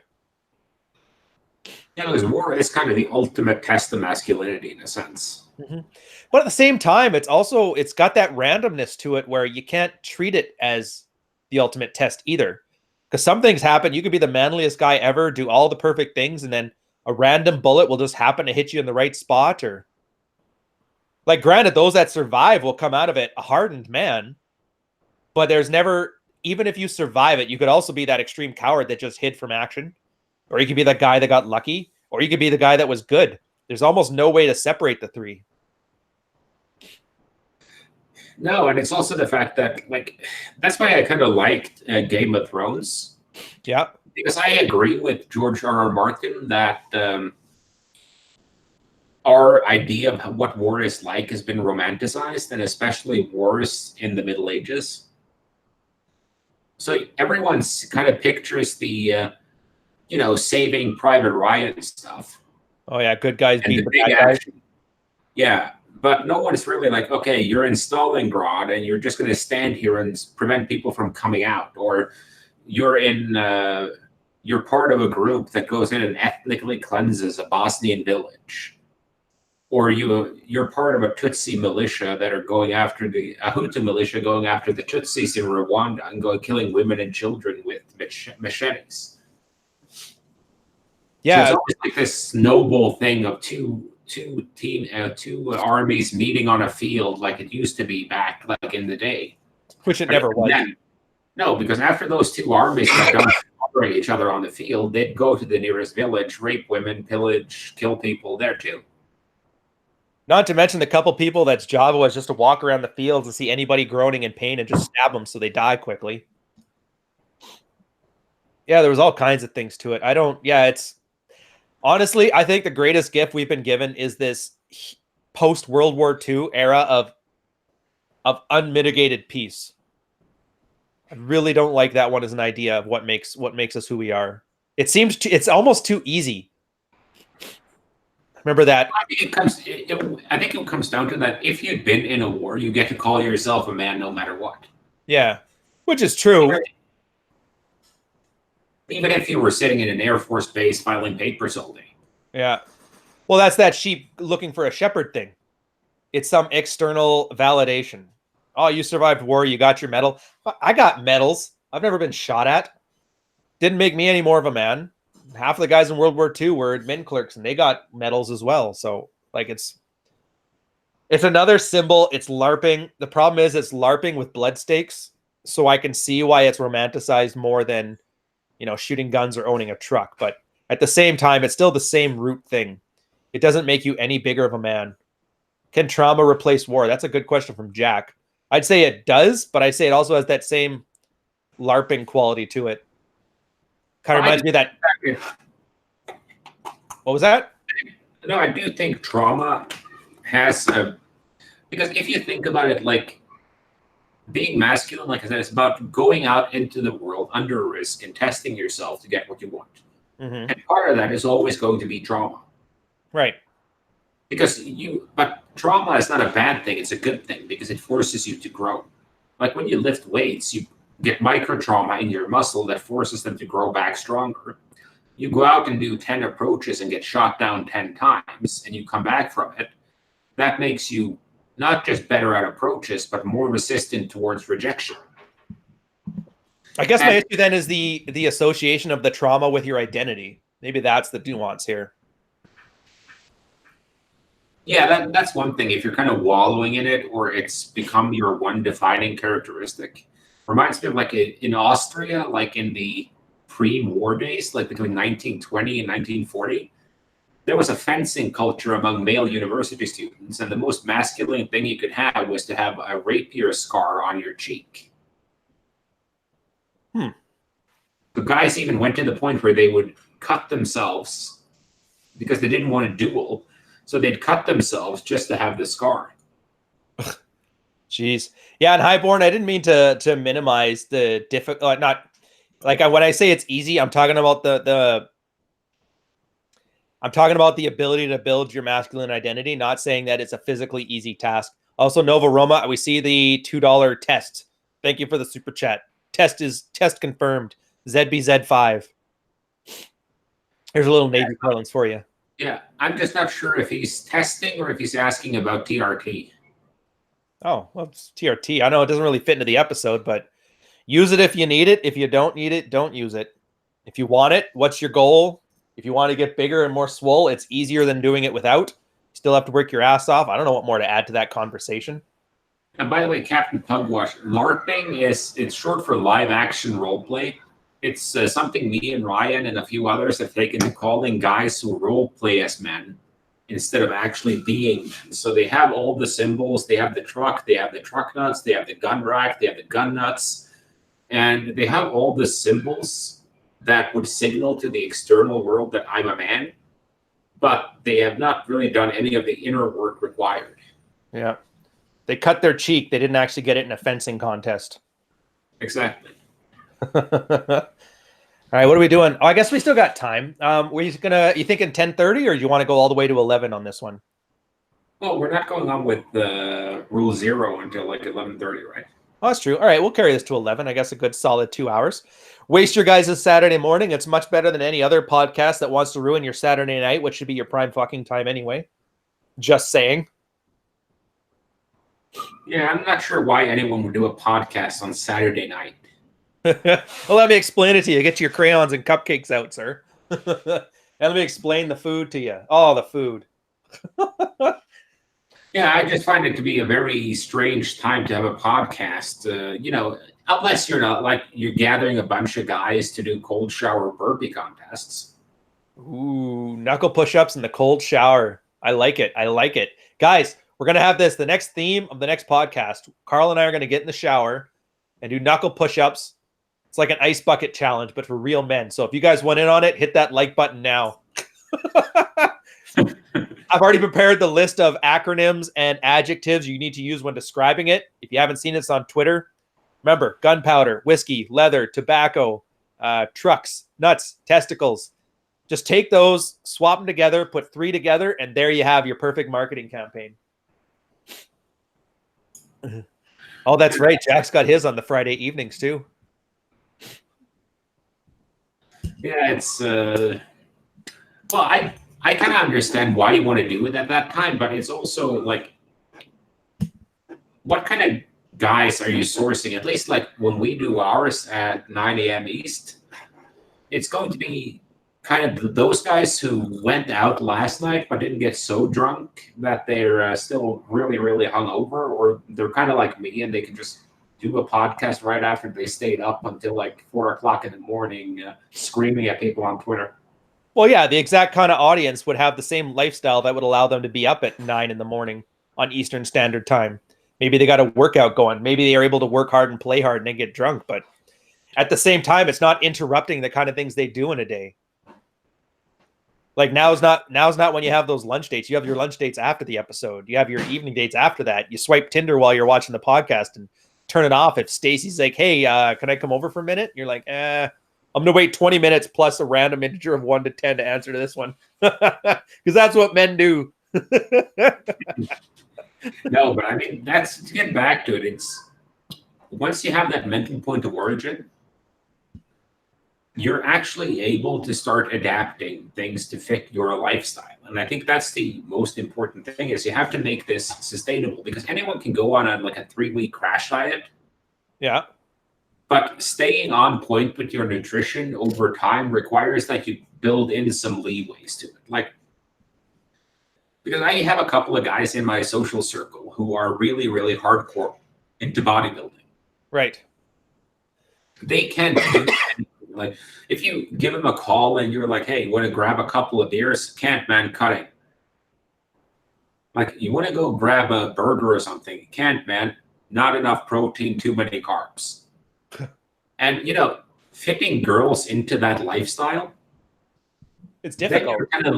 You've limited yourself down to girls who are bodybuilders. Pretty much. I guess that narrows it down to Kate, and that's it. Actually, here, can I get you to carry for 1 second? I'm going to go to the bathroom quickly. Yeah, sure. Go ahead. I'm still kind of curious what happened with you and the Dead Fish girl there, because that was kind of a soft breakup. But we'll get into that afterwards. But the way I see it, it's more about once you have your desired end state, and you find that by figuring out, mostly you find out things you don't like. Like if you date 10 different girls, all of them will have some traits you liked, and all of them will have some trait that's a pain in the ass. So, like, if you think you like girls that know what they want, who are a bit dominant and goal-oriented, and you date a couple of them, maybe you find out that's not really what you want, and you really don't want to have one sample of a potential lifestyle. I mean, date 10, 15, like Rivellino has the 30-30 rule. Be 30 lace in and 30 years old before you make a long-term commitment. And that just comes down to have the experience and the discernment, so you know what you don't want and what are the signs of what you don't want, so that you have the ability to figure out when a girl is manifesting those signs. Like for me, like I could never date a girl who didn't drink. I wouldn't trust her. No, I could date a girl who was a vegan, provided she'll cook meat for me. Hey, that's funny. That's what she's doing right now. I guess you were asking that question about the soft breakup stuff. I'll kind of tell you a story that should make the connection pretty clear. When I first got to the Married Red Pill, back when I was still unfucking myself, it was a co-ed space. Girls could come and do whatever they want. They just had to understand rule 0. Like, if your sensibilities conflict with male sexual strategy, then the male sexual strategy has to give way. And we found Kate was there back then, as was this other girl, Atlas. She's a really cunty chick, but the point is, you would find that they were all for it. Yeah, guys should be lifting. All the plow horse stuff. All the things that were tasks that didn't affect women at all, but gave them all the benefit. Yeah, go lift, get in better shape. Yeah, lead your family. Go essentially run everything, be the leader. That stuff was great. As soon as you got to, my wife hasn't touched me in 10 years, I'm going to go and get some strange. Then it was like a bridge too far. And so finally, Kate was actually the reason that we banned girls from the Married Red Pill, because every time this one guy, Altmate Cad, who essentially had that, the girl was a bit frigid, she cheated on him, and he decided to just go cold. He's like, you know what, I'm going to screw everybody in the neighborhood, but I still want to watch my kids being raised, so I'm going to do it discreetly.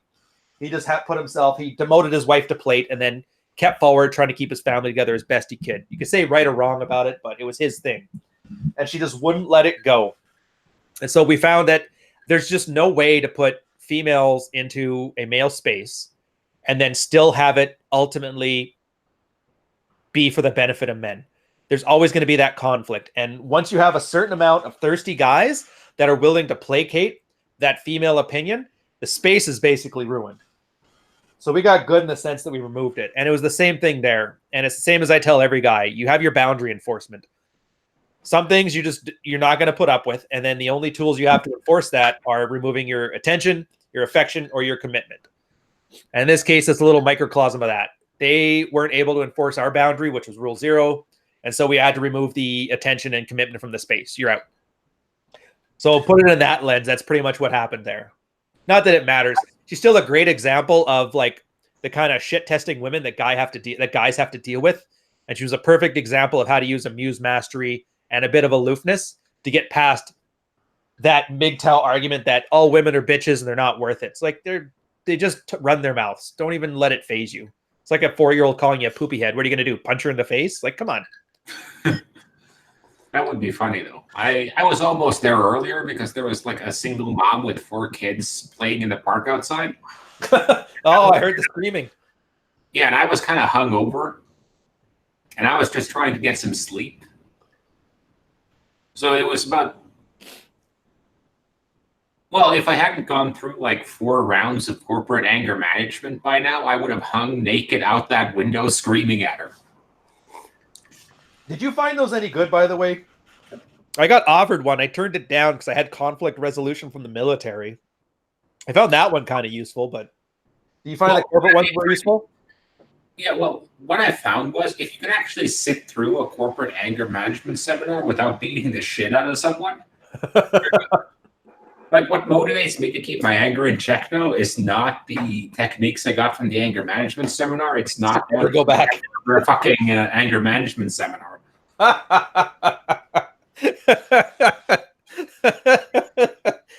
Grabbing victory from the jaws of defeat. I love it. I love it.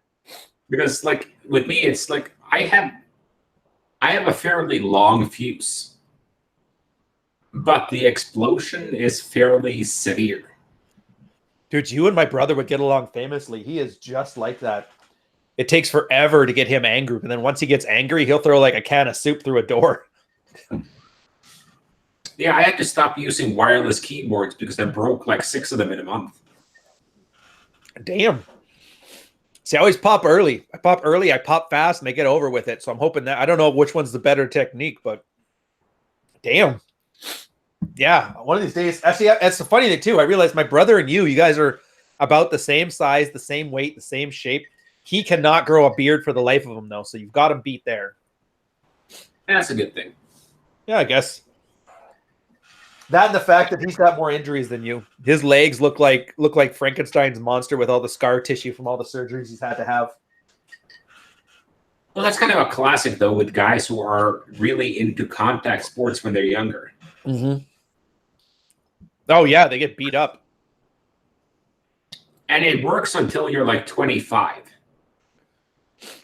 Because you don't bounce back right away. Yeah, so you end up playing. It's like wrestlers is the same thing. Like when you're young, you can kind of put up with the workload. Then as you get older, you need to start using more pills and more different things to kind of get through your work. And that's how you end up with substance abuse issues. Yeah, I can see that. The whole thing. And that's how the fallen alphas happen. Like I know, just screw it. I'll use names. When I watch AJ, like the guy we've hung out, he's been perfectly fine to talk to. He's a decent guy. Obviously smells wonderful. He smells better than women. I'll give him that. But when I see him giving long-term life advice, I have to keep in mind, like he is still a guy in his 20s. And so a lot of the stuff isn't so much advice as it is wish. But I think that ties into this entire thing. Like, it's very, you can't take people too seriously because they haven't really earned the right to be taken seriously yet. And I think that goes for women as well as men. And that's one of those examples where you don't want to chase perfection. In this case, you don't want to have a social circle of people that completely parrot your values. You don't want that perfect network of everybody is the alpha millionaire. Because A, it's never going to happen. And B, you miss out on so many good tools you get to learn about dealing and interacting with people. Somebody who's well-meaning but wrong. Like, do you want to just get mad and spurg out and ruin the relationship over that? Or do you just want to let it slide and let them learn the hard way? Same as the guys with the injury. Oh, everybody wants to be that super sport jock that sleeps with a bunch of women. But at the same time, in 10 years, they're going to have nagging injuries and they're going to have what I refer to as fallen alpha, where they used to be Chad. But then as they age and get more injury prone, they kind of lose that oomph that allowed them to be that top 20% male. And then they are completely toolless when people are treating them the same way they treated the nerds in high school they made fun of. And they have no idea how to act. And that's how guys end up, like you said, popping pills, being alcoholics, gaining a bunch of weight, just generally being unattractive. Like, I watched my stepfather go through that in real time. Yeah, I think it's a really, like, everything we do has consequences. And one of the things I've been trying to do as carefully as I can is that I try to avoid giving advice or prescriptions that puts a guy at high risk. So what that goes with is just like, I will never, ever tell a guy to get married. Because from a purely objective standpoint, there is no additional upside from cohabitation. There is more downside. There's a lot of risk to your financial assets. You don't get much in terms of your kids extra over cohabitation. So if you are one of the lucky ones whose relationships, it doesn't end in divorce within 3 to 7 years, and who's actually happy in his marriage a majority of the time, right? That odds is so low that I cannot in good conscience tell guys to go for that. It's like investing in a gold mine in Africa. And if that guy is actually at that point where he's going to get all those things, he's not going to listen to random advice on the internet anyway. Oh, quick shout out to Prussia Kid, by the way. $2 super chat. Body weight versus free weight. If your body weighs more than the weight, use body weight. Otherwise, go the other way is my thought. I like free weights. Well, body weight, a lot for recovery. Like, if you had an injury, before you go back in the gym and start bench pressing, do push-ups. I like swimming for that same thing. It helped flush out the. I talk like a chiropractor now. That flushing out the scar tissue, basically removing the soreness. But I can see body weights doing that same thing. Well, the reason for it is just that it's very hard to injure yourself using just your body weight. Also true. And a lot of guys, when they get back in the gym, they don't think about the fact I've just been out 12 weeks with an injury, and they just load up the bar the same as they always do. Just asking to get the re-injury. Yeah, so my whole thing is I want things to be sustainable, and I want things to shout out to Sam Boda, by the way, in the chat. Oh, yeah, there he is. Hey, Sam. Sorry, I should have said hi sooner. Dude, I love seeing your stuff, man. Where'd he go? All right, he's still in there. I guess back to the topic, though. What were we just talking about before the body weight stuff? Well, sustainability. And, like, my whole thing with it is if a guy comes to me and he's still not his own mental point of origin yet, I like to advise him to go out there and figure out what he doesn't like. Because finding out what you like is a lot harder than finding out what you don't like. Yeah. And every guy has, like, this archetype of the type of woman he likes. Usually it's whatever he got in his past. Well, that, or it's an idealized version of it. So bathwater. Well, and that's why I've dated women of every race. I've dated really thin women. I've dated fat chicks, and I've kind of come to that. Like, my sweet spot is BMI 23 to 25. I like the girls to be a little thicker. Usually in the right places. Well, nobody just wants a nice girl with no boobs and a gut. Oh, that's hot. Well, that's kind of the saddest thing though, when you see those girls who are, you see they're easily 20 pounds overweight, but they're A cups and have no ass. That's like when I see a guy who's 6'2" and fat with a horrible bowl cut. I'm like, man, talk about wasted potential. But anyways, the whole point I was getting at was, and it's about testing different things and see what you like. And then the same thing with personality traits. Yeah. Like some guys might be like, I want a girl who has her own shit going on and who takes control of her life and etc. But when they get into a relationship with her, they realize, okay, she's controlling. Or, sometimes I like girls who are demure and feminine, but then they find that they need a girl who has a little bit more oomph to her and has her own preferences, not just your preferences. Yeah. Like I like a little bit of a fight in girls. If I didn't have any arguments, I'd be bored. Yeah, you need a little bit of that. And, one of the things I like a girl to be is sexually curious and open.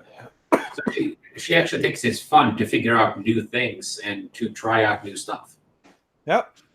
There's a trust, and that's the beauty of it. It's a trust thing too. So they have to trust you to go there. So it kind of puts you on point there to make sure your game is good to get the kind of personality traits you want. And a lot of these is just figuring out what your particular preferences are. Like some guys like intelligent women. I like a girl to be smart, but not too smart. Yeah. It's not an intimidating thing either. It's just, actually, you know what? I've never actually met genius level smart women. I've met smart women who are intelligence conscious. Like that midwit. I think, was it Talib that said that? Midwits? The guys who are just smart enough to be insecure about how smart they are, and so they have to constantly flex it. Men and women, I find that to be the most unattractive quality ever. And you'll pick it out. You guys will see it on Twitter. As soon as they start using synonyms for words that could have been easier explained, you know for a fact you got one of those types. Yeah, so it's just, but a lot of this is my personal preference, and you can go very deep into that. Mm-hmm. Like, I don't play girls whose favorite wine is red.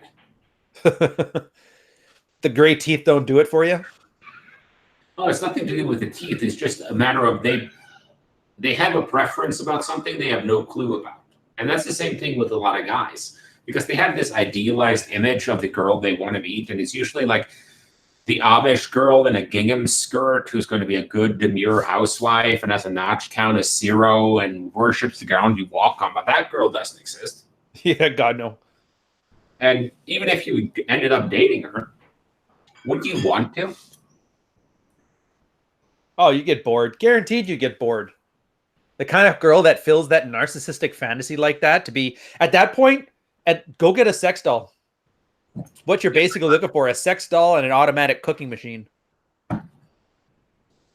Yes, like once they get to the point where sex dolls can cook, clean, and hold a conversation, I can see women becoming insecure. You're becoming. I was thinking back too to your other thing, and I want to give a shout out to High Civ. I love having him on Twitter because he's pro-marriage, traditional, but he's not a tradcon. But also the fact he's a lawyer means he's fairly articulate about his points too, and I think it's great to have him around his critique.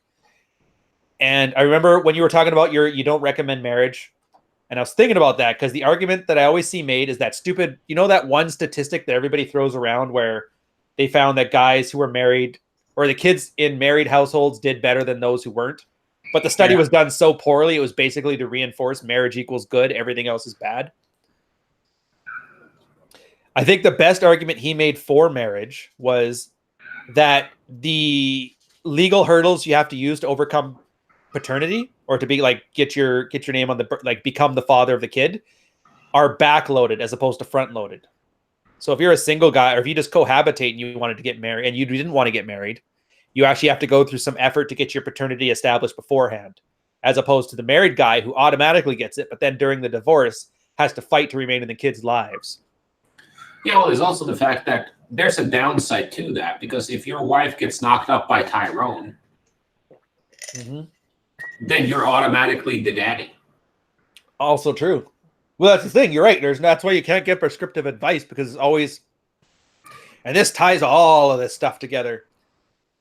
None of it, there's no hard and fast rules. They're always contextual. So right there, you're saying don't get married, and we can articulate 8 or 9 reasons why it's a bad thing. And then there's maybe 8 or 9 reasons that it's a good thing, but then there's some drawbacks to that. At the end of the day, you come to the conclusion that I can't recommend it. But if guys don't look as into why you're not recommending it, all they think it is that you're scared of women or some crap. Well, you can always tell when guys go to the emotional shit or the character attacks. Like, that's the funniest thing to me because, like, I'm anonymous. They don't work on you. Well, the only thing people know about me are things I've said. But then again, I could be lying. I wouldn't respect you if you weren't lying about a few personal details just to poison the well. But the funny thing is, guys still make personal attacks and character attacks on me. Because that's the only thing they can do, because they don't have a logical bone in their body and it's all emotion. And the worst part is you're at least for guys like me, you can be like, is that something they see in me? But for you, you 100% know that they're projecting their insecurities as if they're your insecurities. So it really gives you like a wonderful piece of ammunition. You just found the thumb screws of everybody who's arguing with you. Yeah, the thing is, I don't necessarily want to argue about things because most of the time when you have arguments in this space, it doesn't take the form like scientists used to do before you had voice chat and phones. Yeah. Where they write each other long letters in critique. It's always like drive-by Twitter shit or, either personal attacks or emotional appeals and that type of stuff that it's persuasive when it's done and performed, but it holds no logical or objective value. Yeah, zero value. All it is tribal reinforcement. Yeah, my dad can beat up your dad. At least when you go to the point where it's when you point out that this guy is spreading one message and doing something completely different, that affects his credibility and his judgment for what his. Because if his advice was so great, why isn't he doing it? Good point. I guess you can even take that 2 ways. One, either the advice is no good and that's why he's not doing it, or the advice is good and he can't do it. Neither one's a very good look. No, and it's the same thing I have with when you have guys who, on one hand, they say that they're millionaires. On the other hand, they're selling consulting for $100 an hour. Like, if you're really a millionaire, would you sell consulting for $100? Like, courses I can see. Yeah, because they're scalable. They're scalable, and it doesn't take a lot of your time. Same with books. But consulting hours, that's selling your time for money. Mm-hmm. And $100 an hour for a millionaire seems very low. Dude, even for me, I found once they started coming in fast and heavy, I couldn't do anything else. Because that hour of time is also half an hour of prep beforehand and 15 minutes of winding down afterwards. That hour turns into 2 hours. And I was doing them at 100 a pop for the longest time until I realized, like, I can't do videos. I can't write content. I can't finish the book. I can't do anything else but these. So you have to raise your prices. So I have a hard time believing anybody's making more money than me and still charging $100 for them.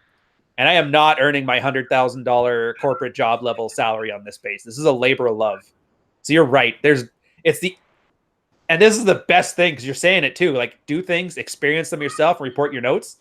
Well, I'm telling you right now, my field report at $100 a consult, the guy is lying. There's no way he's making over $50,000 a year even. No way. No, I don't even have to look at the numbers. No, but for me, it's about when you're at them like I am and like a limitable man and so on. Yeah. The only thing guys have to value you on is your content and the effects it has or the insight it gives them. Right. But when you're selling T-shirts, what you're selling is tribal membership. 100%. It's not like T-shirts are the ultimate fashion accessory. And, I kind of get the hustle. But that's the funniest thing to me, though. The fact that people are using hustler and respect the hustle and so on. And hustler used to be a guy who was out to fleece you. Actually, yeah, pretty much. So they're pretty much telling you straight up what's going on. And guys are still buying into it. Well, for a lot of guys, I can understand it because, like, it's very easy when you found kind of your point of origin and you decided what you want and the lifestyle you want to live, and you just live that. It's easy to kind of look back and think that, oh, it was so easy, but it's not. It takes a lot of trying and failing, and no one can give you a blueprint to a lifestyle you find to be enjoyable. Right. And you try to adopt the lifestyle of another man, but that's often tailored to a mixture of his preferences and things he's been told by other people. So in the end of it, what are you getting out from that? How can you figure out? It's like that thing in Fight Club with the IKEA furniture. Oh yeah, made by the tribal people of wherever. Like you kind of paid lip service to that whole authenticity of it, but you don't even know what it was. It's the same thing with, and I think that's one of the things I like with let's see, Fight Club was Poleshchuk. Who was it who wrote American Psycho? Oh, I don't remember the name of the author on that one. But the thing with it is, the whole thing that's I find very like a subtle thing if you read the book as opposed to watching the movie, is you realize how Patrick Bateman's identity is entirely constructed by his possessions and the symbols he has. Yep. It's the Oliver Peoples glasses, the suits, the dinners at Dorsia, and everyone around him is the same thing. And once you read that book, it becomes very hard to see identity as anything other than something that is constructed. But when you realize identity is something that's constructed, then you start to realize that it can be constructed from two different areas, internally or externally. You can either construct your own identity based on your own held values and thoughts, or you can construct your identity based on what society tells you it should be. And usually it's a negotiation between those two, because partially you're going to have to do some things that society wants you to do as part of your identity, and everyone does that. But it becomes a proportion thing again. It's like I said, you can have a Twitter feed that's 70% selling, 30% value content, or you can have one that's 70% value content, 30% selling. And the following for that is going to be different because it has to do with personal preference. But in the end, you have to kind of get to the point where what other people think is less important to you. And you always ask yourself the question, okay, would I want this? It's, I'm reminded of Hulk Hogan back in the day. I don't think my character would do that. And so that's for me with mental point of order. Just start working on it and get the experiences under your belt. Figure out what you like. Figure out what you don't like, most importantly, and try new things. Like move to a different city. Yeah, go fail and fail fast. Learn what you don't want, and then whatever's left is clearly what you do want. But the important thing with learning what you don't want is to not incur too much of a cost for that learning. So divorces, divorces, getting fired, fucking up your education. Like the guys who decided to drop out of their university programs to go live with Mystery in the Hollywood Hills and run game.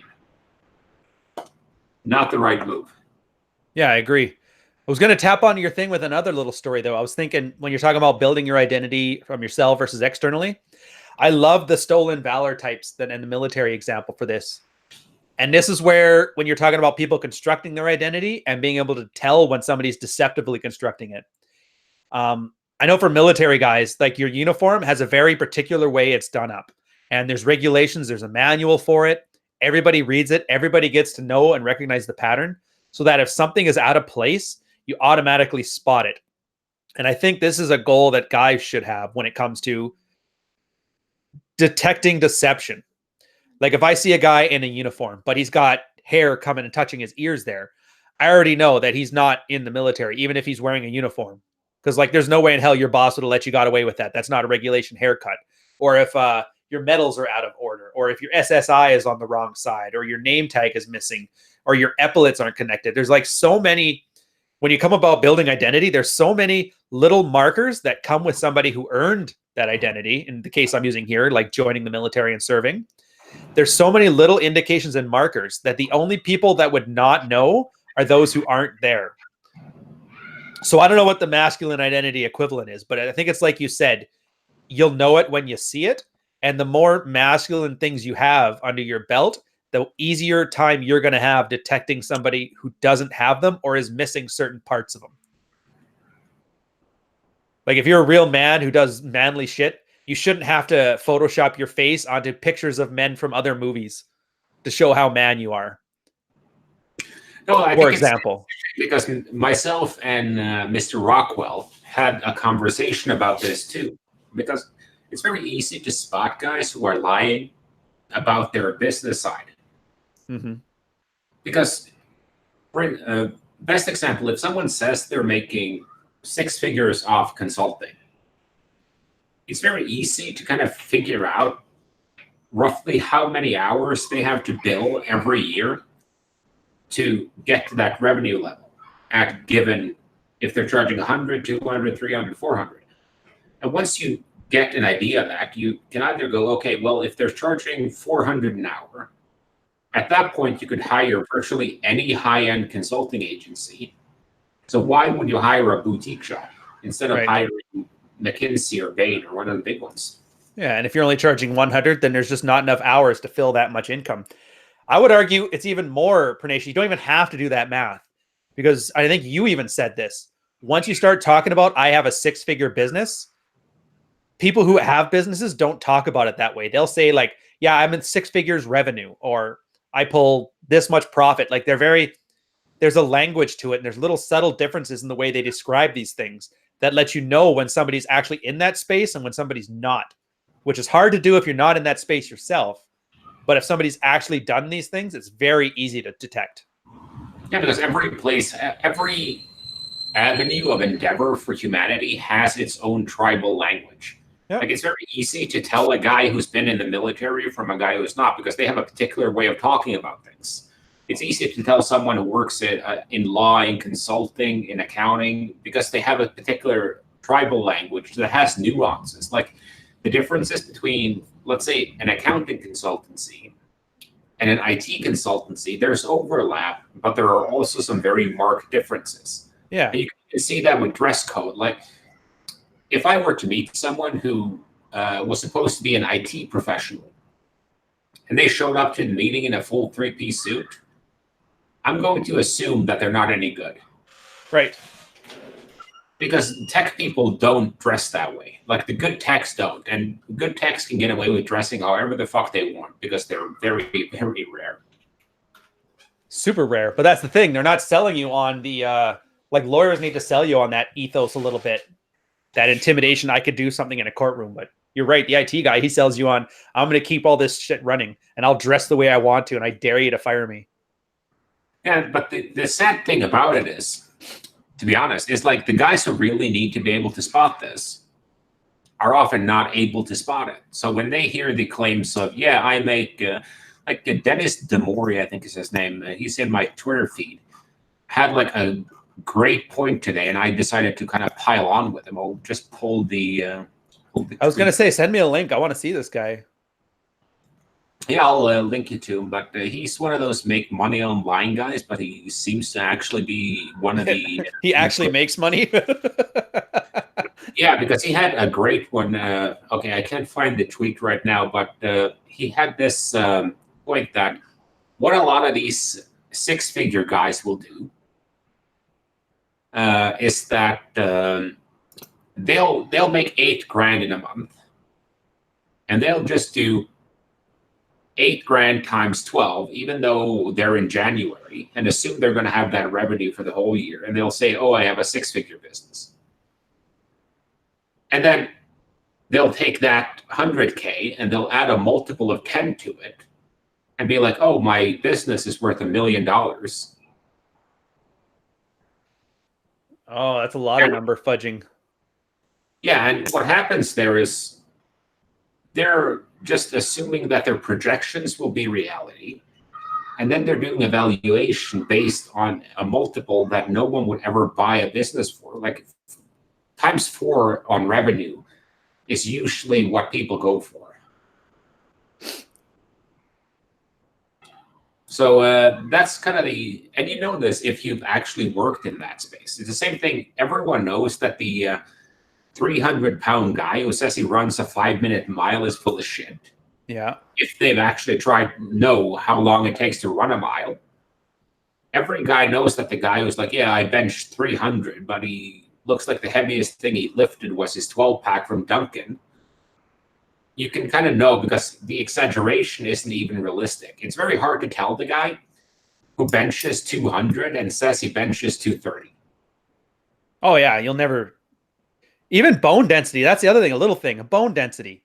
You'll see a guy who just doesn't have the frame to even lift that stuff. But you won't know that until you've actually lifted and gained that bone density.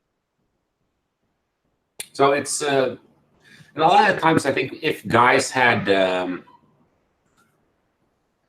if they had the experience, they would know. And if they weren't desperate, they would know. And they would be more discerning. But when you get the combination of not being your own mental point of origin, being in a desperate position, then someone who offers you a perfect roadmap to becoming a great person, even if they can't deliver on it, seems like a great offer.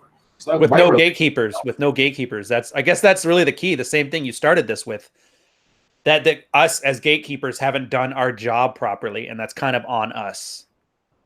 Yeah, but at the same time, though, I get because one of the main reasons why I hate that role is because you get a lot of annoying conflict that takes away from creating content.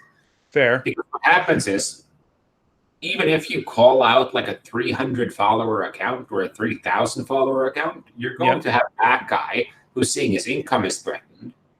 And you're going to have his flying monkeys adding on to it. And you're just going to have your mentions shit up for days.